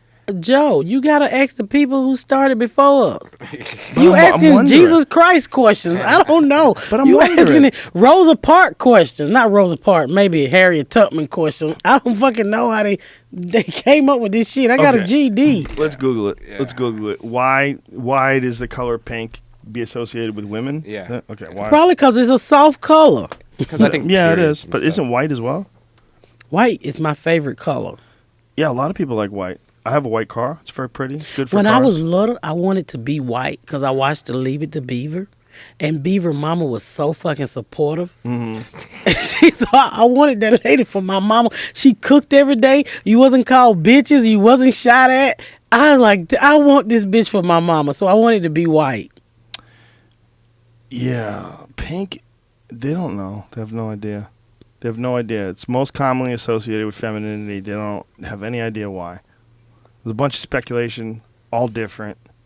Pink was likely associated with boy babies as with girl babies at a certain point in time. It was just associated with babies. We had that picture, remember? Of was it which original was it Theodore Roosevelt dressed as a girl Oh, when yeah. he was young? Yeah, yeah. They used to High dress little heels boys. and Yeah, stuff. pull that picture up because it's so bizarre. People All need of to see those it. dudes dressed with wigs on back in the day. Yeah, but this is when they were babies. They dressed him Oh. as a baby as a girl when he was a baby. Why? They just did it back They used then. to do that They back used in the to- it day. was that normal. High heels were actually made for men and stuff like that. Like they used to dress. That's why Really? they love them now.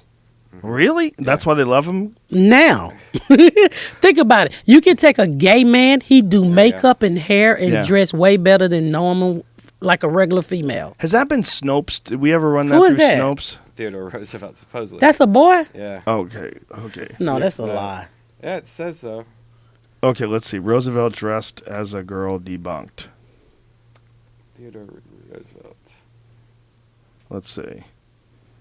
It wasn't always. Wow, it's true. Yeah. That's true. What? That is in an actual. It's in the Atlantic. Mm-hmm. The photographs about girls or boys rather dressing up as girls. Yep. That's totally true. He had shoulder length hair and a hat trimmed with a marabou feather, but not because he was a gender bender. The unexpected childhood look is a reminder that our cultural norms about gender-specific clothing for children are a surprisingly recent historical development. Wow, that is interesting, man. It was 1884. He was 2.5 years old, and boys wore dresses until age 6 or 7, which was also the time of their first haircut. Wow, that's so weird. Franklin's outfit was considered gender neutral. So that outfit, pull that outfit up again. That outfit was considered gender neutral at the time. What outfit? The outfit that he was wearing, where we think it looks like a girl. Look at that. That was gender neutral. That was a Look at girl. those cute little shoes. Yeah, look at his little booty shoot and his hair. They didn't cut your hair except like Mo style across your face so that you can see where you're going. White You know. babies still look like that. That's on the Smithsonian.com. Also, that all this. Where Yeah. they talk about all the pink and blue. You stuff. really detail. Mm-hmm. Jesus. Yes. Is that detailed? I mean, for the Google between pink and blue, I personally don't give a fuck. When But I'm learning a lot here. when you want to, I mean, that's fascinating to me. It's absolutely fascinating to me. I was watching Fox News. We talked about this before about those women You that are watch on Fox Fox News? News. No, not because I believe in it, just because it's fascinating. I watch it too. I love people that are convinced of anything. I want to be convinced of God. I watch religious shows. I like people that are convinced there's no God. I watch atheist shows. I like watching people convinced just to study their patterns. But watching Fox News is always fascinating to me because it's like this weird look into another world that I don't ever hang out in. You know, I don't know these people, but these women are so hot. And they're so leggy. There's so much naked legs going on. And I was thinking, if a man dressed like that on TV, it would be a fucking, it would be a sin. Like if a guy dressed even remotely like one of those women on television, it would be front page news. It'd be like, what the fuck has society fallen to? So if a man came in with like male UPS shorts on, I mean, really tight. Yeah, but that's not. See, shorts are one thing. These women, there's no short. There's no I know, pants they got you have on to pull dress. down. You just lift their skirt up and start fucking. It's right there. Their vagina there's a tiny little piece of I like don't think it's tiny. They on see-through Fox. cloth. Oh. They're on Fox. They have tiny little dresses on. That's what make people tune in. You flipping through the channel, you see a sex. Holy fuck! Exactly. You know you're gonna stop, and you don't care what they're saying. I mean, look at Sarah Palin. Exactly. They think she's fucking hot. Well, she was hotter back in the day. She was prettier. She's starting to hit the wall. And now, I mean, but now it's people getting think weird. she's hot. Yeah, but if you thought she was hot when she was running for president, like 6 years ago, whatever it was, that would be she was kind of hot back then. You That know, was like more of a power thing, also. I think maybe. well, it was a fucking God bless America sort of a thing, son. First of all, she's a rugged outdoorsman, lives in Alaska, okay? Woman's been a hunter her whole life, and she's kind of Bitch pretty. can't kill And, fish. well, you know what she would do, allegedly? They would shoot a caribou, and then they would call her for a photo op, and she'd get out of her car. They'd hand her the gun. She'd stand down there over the body. They'd take a photo, and she'd hop back in the car and drive off. Like they would shoot an animal just specifically to make her look like a hunter. I know what a caribou is. You know what a caribou is? A deer. Yeah, it's a reindeer rather. I guess that, but oh fuck. Yeah, that's what a caribou is. You know, like when Santa has those reindeer, those are caribou. It's in the deer family. Caribous didn't come to the ghetto. So. No. They barely come to Alaska. You got to go find them. They're, We didn't believe reindeers land on your house. If you was getting gifts and somebody showed up, it was a fucking Santa Claus with a pet bull. Did you ever teach your kids about Santa Claus, or did you just? I told them. It's all bullshit. It's all bullshit. I tell you, when I moved in my white neighborhood, I'm in Walmart one day, and my son was talking about getting something for Christmas. He was talking about Santa. I was like, it ain't no fucking Santa, okay? Just tell me what you want and I'll buy it. So How old was he at the time? He probably was like 10. So a white lady in line was like, how dare you not say it's a Santa? I was like, bitch, he ain't brought me no money. Mind your own business, white woman. What the fuck is you talking about? You want my son to grow up and believe some nice, fat, chubby white dude just gonna show up and leave toy? I don't even got a fucking chimney. I got an electric fireplace. How the fuck he gonna get in my house? Exactly. How the fuck is he gonna get in your He's house? not gonna get in my house. So she's like, do not tell kids it's not Santa. I put up a tree because it's cute.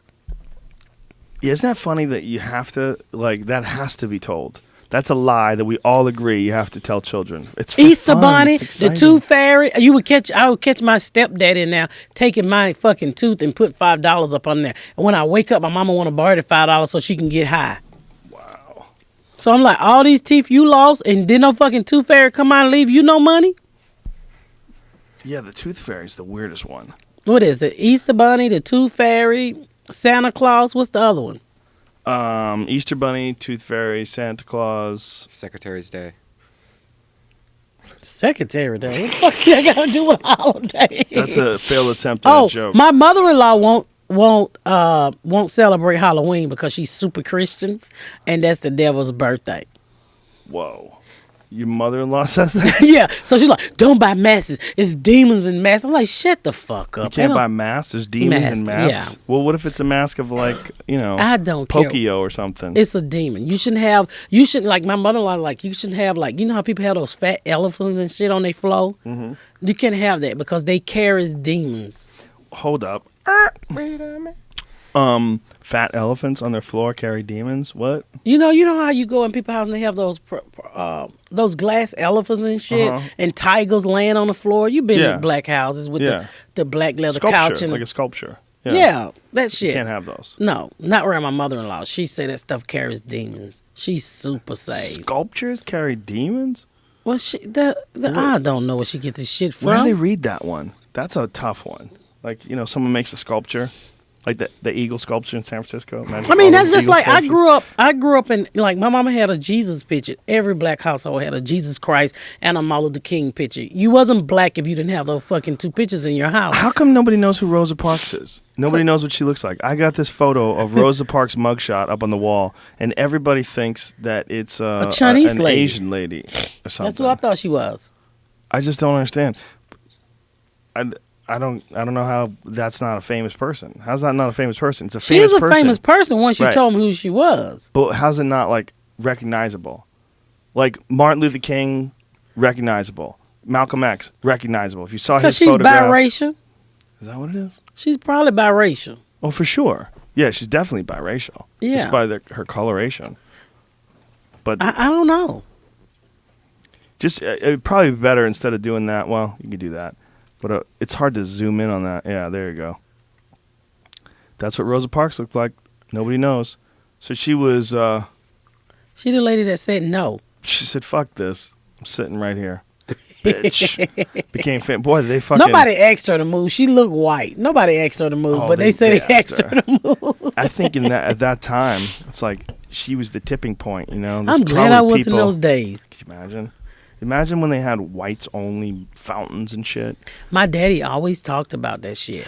He passed about 3 years ago, and when I brought him to Indianapolis to live with me, and my daddy really never lived around white people. So when my son, all his friends was white. So my daddy would say, like, Pat, you got to get Gary. He out there pulling them little cracker kids on his motorcycle. And I'm like, Daddy, nobody say that shit anymore. He had a slave mentality. Well, if you stop and thought about it for a second, like how recent slavery was, it really kind of freaks you out. Because that was 1865 they made slavery illegal. That is not that long ago. No. That is not that long ago. That is weird. That's less than 200 years. Stop and think about that. 1865, that's not that long ago.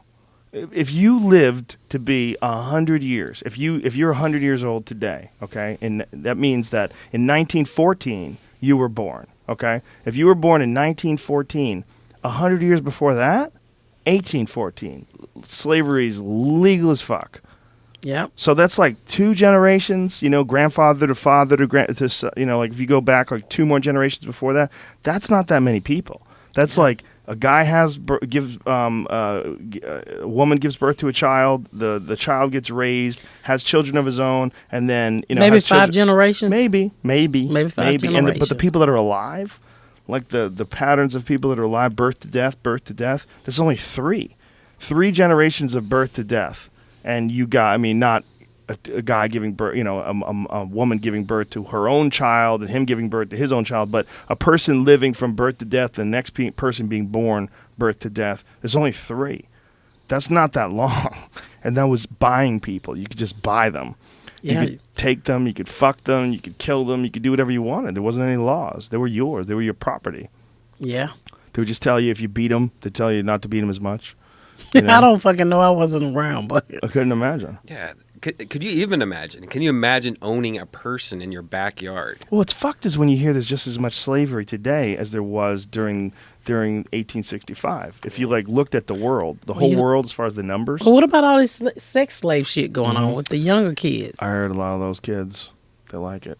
That's what I heard. Well, I will say I liked it, but I don't think those kids like it. He wouldn't let me go home, Of course Joe. they don't like it. Of course they don't like it. Can you imagine that someone would justify sex slavery? Like, look. There's other problems in the world, okay? We have an energy problem. There's global warming. Yeah. Yeah, that's how they look at it. Look, you had it bad. Your mama didn't have shit. Come on over here, suck a few dicks. Let me feed you. Well, you made it work. You were like a person who was...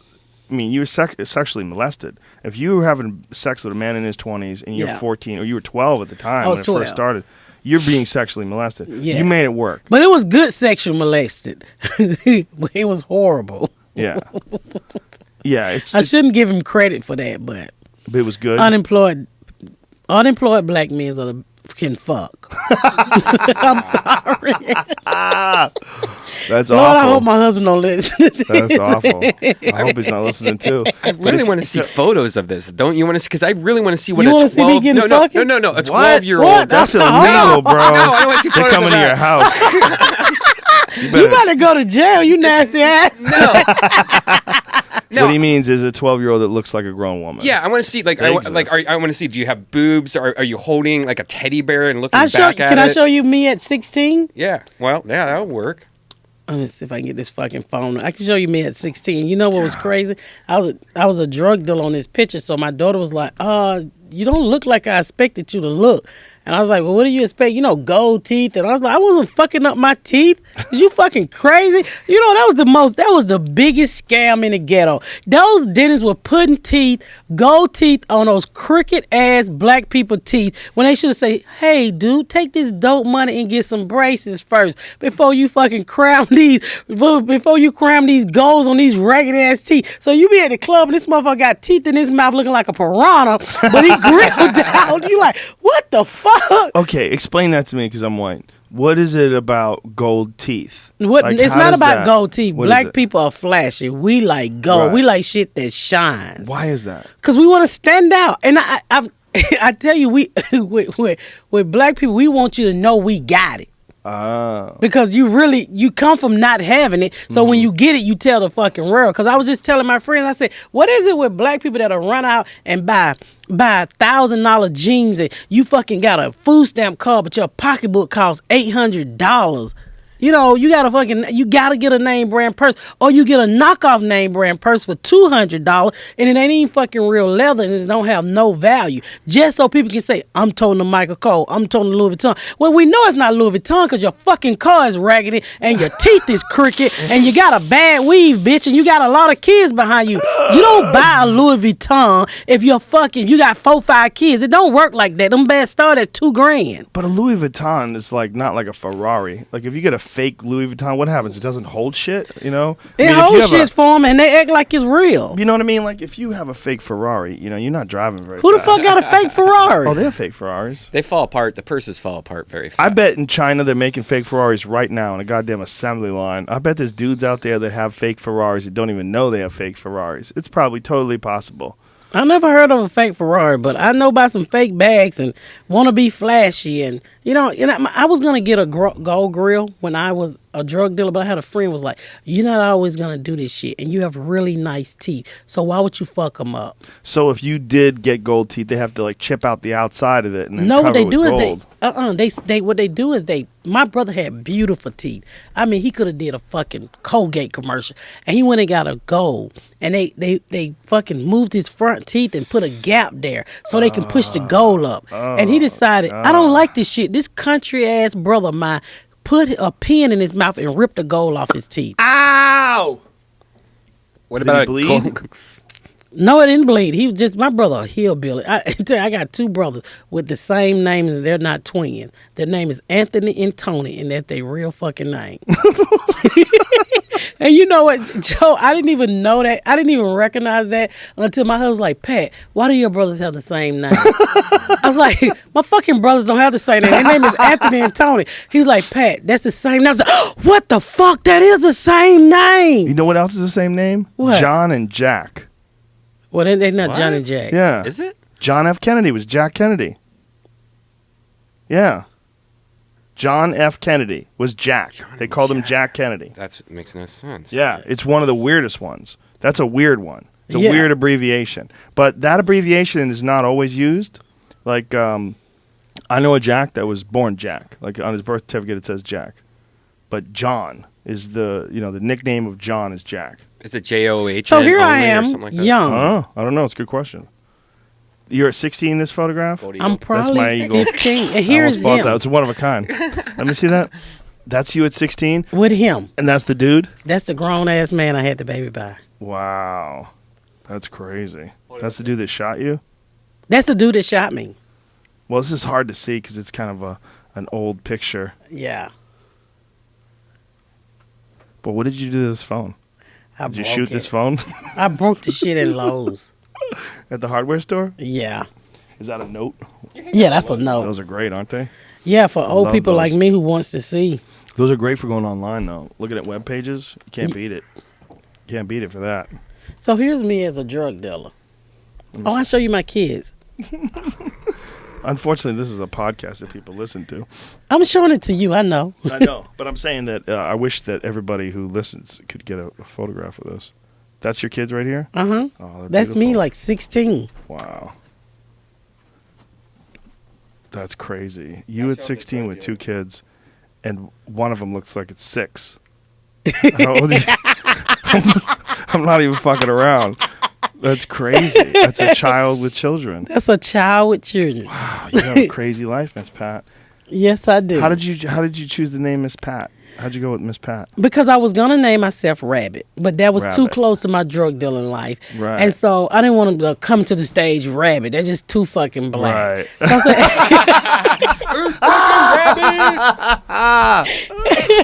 so I was like, well, what can I call myself? And at that time, when I started being a comedian, I still had the little vending business at the Dome, and all my daughter school classmate works for me, so everybody called me Miss Pat. So I was like, well, that'll make people respect me, Miss Pat. So I was like, okay, the kids name me. That's a good one. I like Miss Pat. My name is Patricia. It's very easy to remember too, and it's unique to you. And you automatically know I'm black. It could be like an Asian. No, you automatically know I'm black. Miss Pat. That could be an Asian, a crazy Asian chick who wears tight leather clothes. Or a gay Asian dude. No, Miss I've walked Pat. up on people like in mainstream rooms. They was like, "Who performed tonight?" They was like, "Miss Pat." Miss Pat got to be black. It's got to be some Def Jam. And I'm standing there, I'm like, no, bitch. The fuck is you talking about, white boy, with your cat jokes? With your cat jokes. I fucking hate cat jokes. Why do you hate cat jokes? Because you go to a mainstream club, all you fucking hear is cat jokes. I'm like, can one of you fucking white boys rob a bank so you can be more fucking interested? You gifted bastards. Gifted bastards? Yeah, you gifted, had it- like priprivileged. Privileged bastards. I don't want to hear your cat. You don't want to fucking change your litter box. Hey, come on, let's rob a grocery store, bitch, so we can eat. Let's do some real life shit. What kind of cat jokes are you hearing? Is this Indianapolis cat jokes? No, everywhere I go, they got cat jokes. And I don't fucking tell a cat joke in front of me. It fucking drives my vagina You need out. to go on stage at the UCB. What the fuck is that? That's the hipster club. That's dudes wear cardigans and they all have cats. Everyone has cats. They put I cats in their know. Instagrams. My fucking cat. I have 2 cats. You do? I have 2 cats, 2 dogs, and 24 chickens. Why the fuck do you live in California with chickens? I live. I pretty got to far tell you away my from here. chicken joke. You got a chicken story? Yeah, my mama had 1 chicken in the backyard. She had a lot of them, but she eventually killed them all. So I'm telling you the truth. So when my life was so bad, I would go outside every day and just tell this chicken everything. You know, Cuckoo, my mama ain't shit. This bitch is shooting at us. I hate this bitch. She ain't got no Chicken's name was teeth. Cuckoo? His name was Cuckoo. I fucking hated my mama, so I would talk to this chicken, and you know, a chicken walking around eating shit out the ground. I really thought he was concerned and was listening to me. So honestly, I come home from school and this bitch got my chicken. My only friend that was listening to my pain by the neck and getting ready to kill him. And the chicken eyes is big, and I'm looking at the chicken and he looking at me, and I'm like, nigga, did you snitch on me? And she gonna fucking kill me next. And she killed that chicken and she made me eat it. Wow. That was that's what a lot of people have chickens for. They kill them and eat them. But I didn't know I made friends with it. So that's why I don't have a chicken for a pet. I don't have a dog because I had a dog named Pup Pup. Pup Pup. Pup Pup. And Cuckoo and Pup Pup. Cuckoo and Pup Pup. I used to love the fuck out of them. So when Ronald Reagan got reelected, Pup Pup got upset about the election, I assumed, and jumped out the back porch with a change on the neck and fucking hung himself. Wow. That's why I won't vote Republican, because to this day, I say Ronald Reagan killed my fucking dog. Dog committed suicide because of Reagan. Hey, I almost moved to Canada because of George Bush. Really? I thought about that shit. When he won in 2004, I was like, this is a crazy place to live. I got to love get out of Canada. here. When he re-won, I was seriously thinking about going to Vancouver. And I was on TV at the time. I was like, I would have been hard for me to move to Canada and still come back and do Fear Factor. But I was like, this is an insane place to live. We got to get out of here. I was totally convinced we had to get out of here. I was going to try to get all my friends to move to Vancouver too. I mean, they all say they're going to do shit for us, but in the end, we are going to get fucked about them. They don't give a fuck about us. They just want to buy nice meals, nice suits, and do the fuck they want to do. I wonder. People don't care about people anymore. When I was little, Joe, you could go to the black church and eat on Sunday for free for years until Ronald Reagan got reelected. Then, I'm telling you, he fucked us up because after that, they started charging $5 for the meals. And I haven't been back to the church since. $5 seems reasonable. But not when you live where I fucking live in the 80s. Right. Oh, the on 80s. food stamps. Well, I got fruit once a month. Right? That was like $10, right? Mm-hmm. Probably 20 in my neighborhood. We didn't even eat fucking fruit. We ate beans every fucking day. But don't you think that like times are tough and prices for things are expensive and people do you really think that people don't care about people anymore? No, they don't. Really? They'll cut your throat. Yeah, but I care about people. Okay, if you my friend, you my fucking friend. All right. Are we fucking friends or what? We not fucking friends. No, but I mean, we're friends. you said my fucking friend. You said that. Okay, I repeated yourself. You not scared adding me there. words. I am. Yeah. If you my friend, you my friend. Okay. I mean, and I'll do anything for you. I'm not a two-faced type bitch. I'm down with you. Okay, so But people say they down with you to get what you got. Some, but Yeah. there's you could say that about And in people. this business, this is a cutthroat. This is almost like getting a drive-by in the hood. I disagree. You know why? Why are you here then? You're here because we want to help you. Here because we heard about you. But this is the business. This business is some people do help. I'm not saying everybody's like that. This business is going on right now. In this room is this business. Mm-hmm. And in this business, we're just trying to help you. So that's bullshit. Well, that's this is dissurrounding. No. You can find those people. This is my thoughts on this business. Yeah, you can find those people in this business. But you could find those people everywhere. You could also find people that are nice. Yes. I really believe there's more nice people than people give credit for because the negative instances stand out. It's like when people talk about like online, like commenters on YouTube and shit like that. Think about what percentage of people that is. Like everyone's like, there's a perfect example that society's doomed. Go read. Like I was reading something about Floyd Mayweather the other day. Floyd Mayweather took a picture with his new girlfriend, and the fucking comments were so bad. Now, I think that is evil. When you get on YouTube or you get on and you talk about Beyonce baby hair, I was like, these people are human. Like people would say shit to me, and I did a podcast and I talked about putting drugs in my baby panties, and everybody at the time was tweeting you to get me on. So this dude was like, oh, why would you want her on Joe Rogan when she put drugs in her baby panties? I said, hold on, bitch. I was 15 years old at the time. Have you thought about where I was in my life at that time? I say, plus, don't judge me, bitch. You probably like fucking frozen cucumbers up your ass, but nobody's coming over your house trying to pull frozen cucumbers out your ass. I'm not judging you because you like... That's very specific. Frozen cucumbers. How do you know? How can you make that call? Why frozen? Because if he doesn't have frozen cucumbers up his ass, he's in the clear. Your entire argument is invalid. I mean, when people do, they write ugly stuff. Right. I mean, sometimes I look at... they don't have to deal with you face to face. Yeah. That's not a normal way to communicate with people. People get a free shot at you. Like you're Miss Pat, you're on the internet, you're on a video, they see it, and they can just start talking shit for free. And more than one, it's not one-on-one. Like if you were doing that in a room, say like I would knock they fucking ass out. But it wouldn't happen. Listen, no, it wouldn't happen. If you're in a room, like say if you were in a room and you're talking to me, and then someone who's a YouTube commenter was sitting right there and listening to you talk, you say someone who would say something awful about you on YouTube, if they were sitting right next to you, they wouldn't say shit. Yeah. They wouldn't say shit. And if they did say shit, if they did say something rude, you'd be like, where the fuck are you coming from? Why are you coming at me? First of all, I'm not talking about you. I'm not talking to you. This doesn't concern you. So why are you making some sort? And then you'd have a conversation with that person, and they would be shown to be retarded, and then it would be done. But they could just leave it on YouTube. That comment is permanent. Yes. This moron statement. That's not supposed to happen in nature. It's just not. When you think about how many people that is, though, that's a small. What percentage of the people comments on YouTube videos? Is it even 1/10 people don't have a fucking of life. 1%? Yeah, but what is the number? I mean, is it 1/10 of 1%? Is it even that? You could just look at the likes and dislikes of every video, and that pretty much sums it up. Yeah, likes and dislikes is pretty easy, but Comments sometimes are interesting. Sometimes they're engaging. Like we talked about that with Lewis from Unbox Therapy, that sometimes he gets people that are like really knowledgeable and they're interesting and they have discussions in the comments. But it's the shit like on Floyd Mayweather talking about his girlfriend. I was like, whoa. They jealous. Not just jealous, hateful, and they're also they're giving in to their situation. They're giving in to that this guy is rich and famous and a superstar and successful, and I am less. I will never be in his position, so I'm going to take free shots at him. I'm going to throw rocks because they would never say that in his face. That's like when they was going around saying, comb Beyonce baby hair. Who the fuck are you to tell the Beyonce? That baby is more richer than all you motherfuckers I know. If that baby want to have nappy hair and her parents want her to have, that baby hair was nappy or whatever you want to call it. She still look better than your fucking baby who was born on Medicaid, bitch. Well, again, if the baby wasn't born on Medicaid, your argument is invalid. And there you go. You don't know what the fuck you're talking about. I'm just saying, period. I know exactly. I mean, people pick at people and they don't realize that when you say stuff like that, they can hear it. Well, it's stupid. It's just a stupid. It's a situation that's never supposed to happen.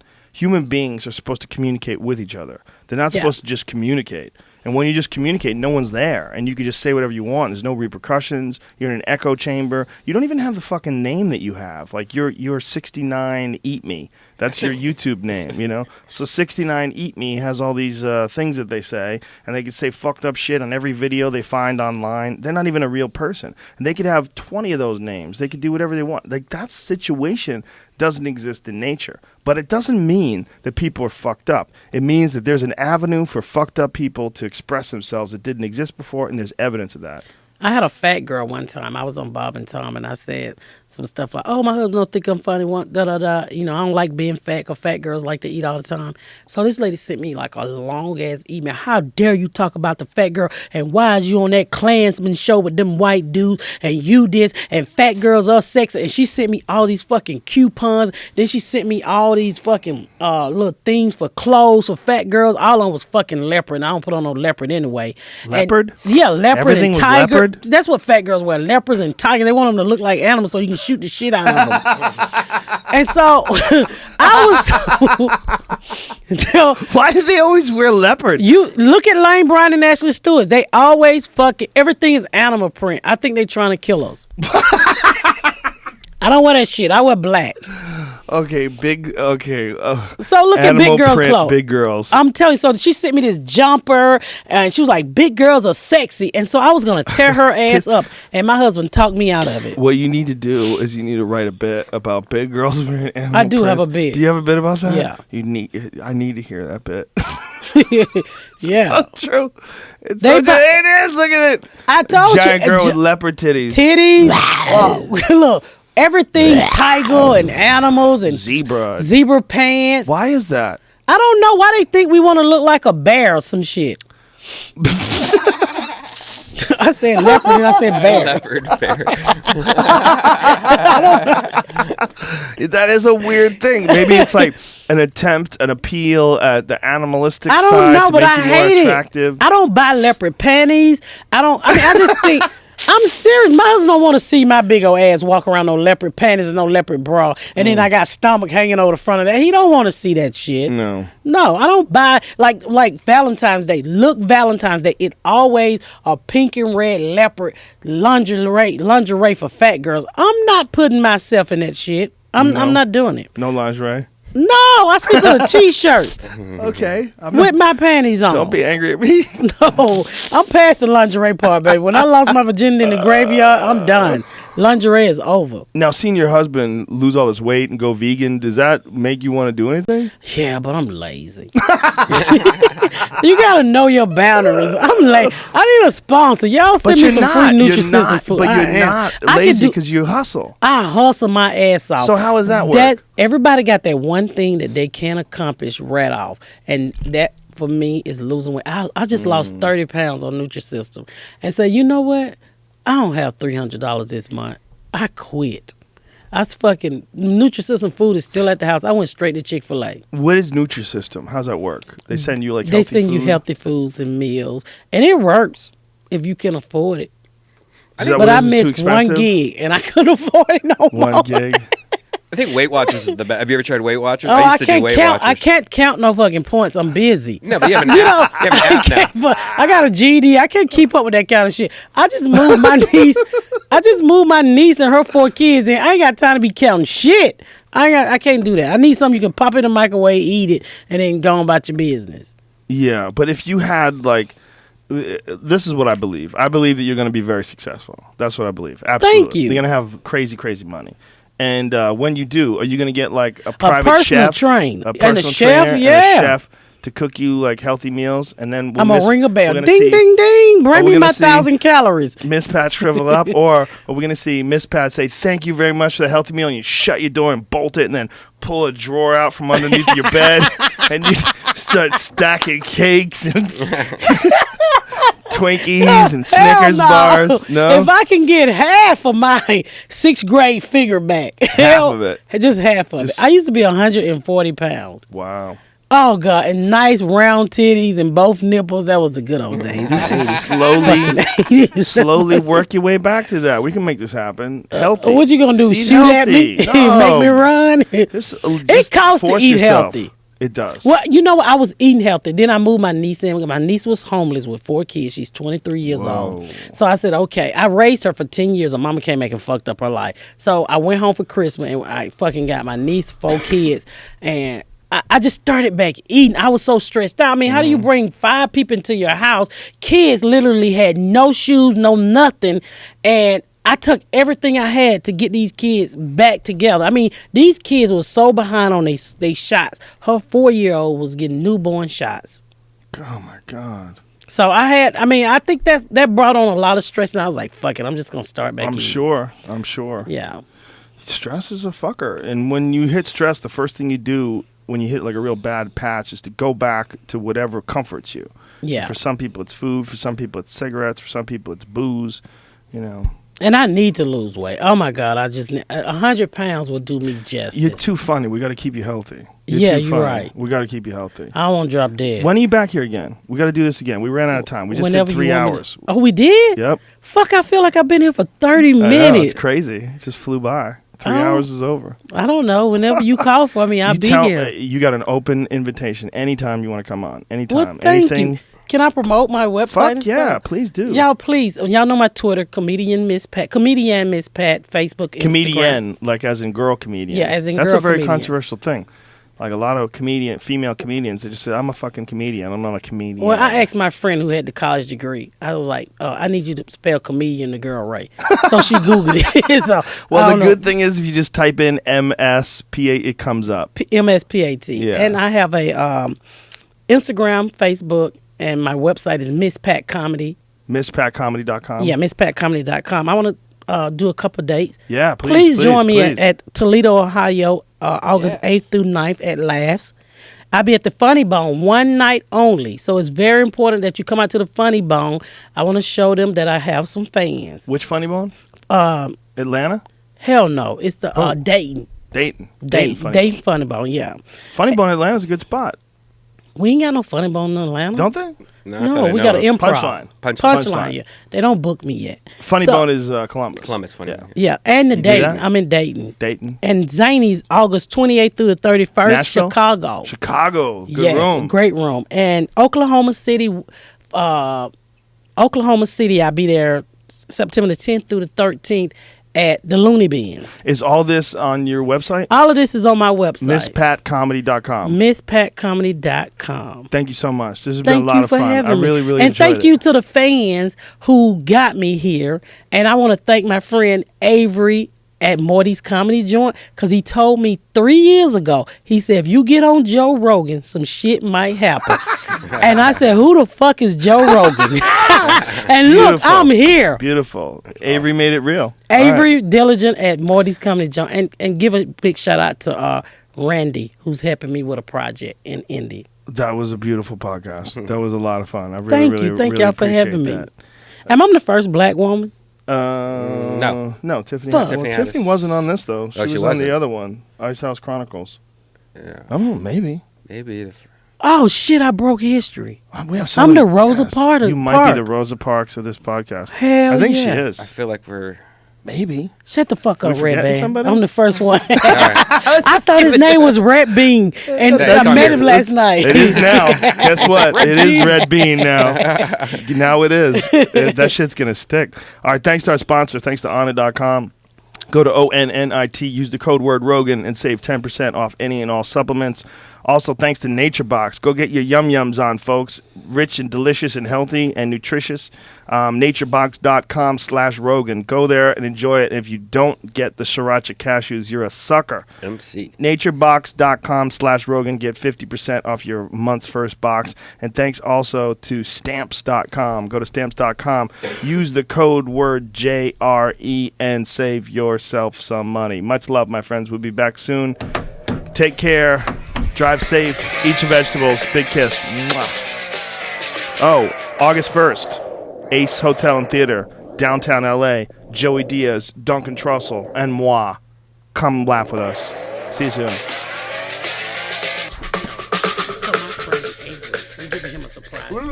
Can I just tape you saying happy birthday? Avery? Yeah, sure. Yeah, definitely.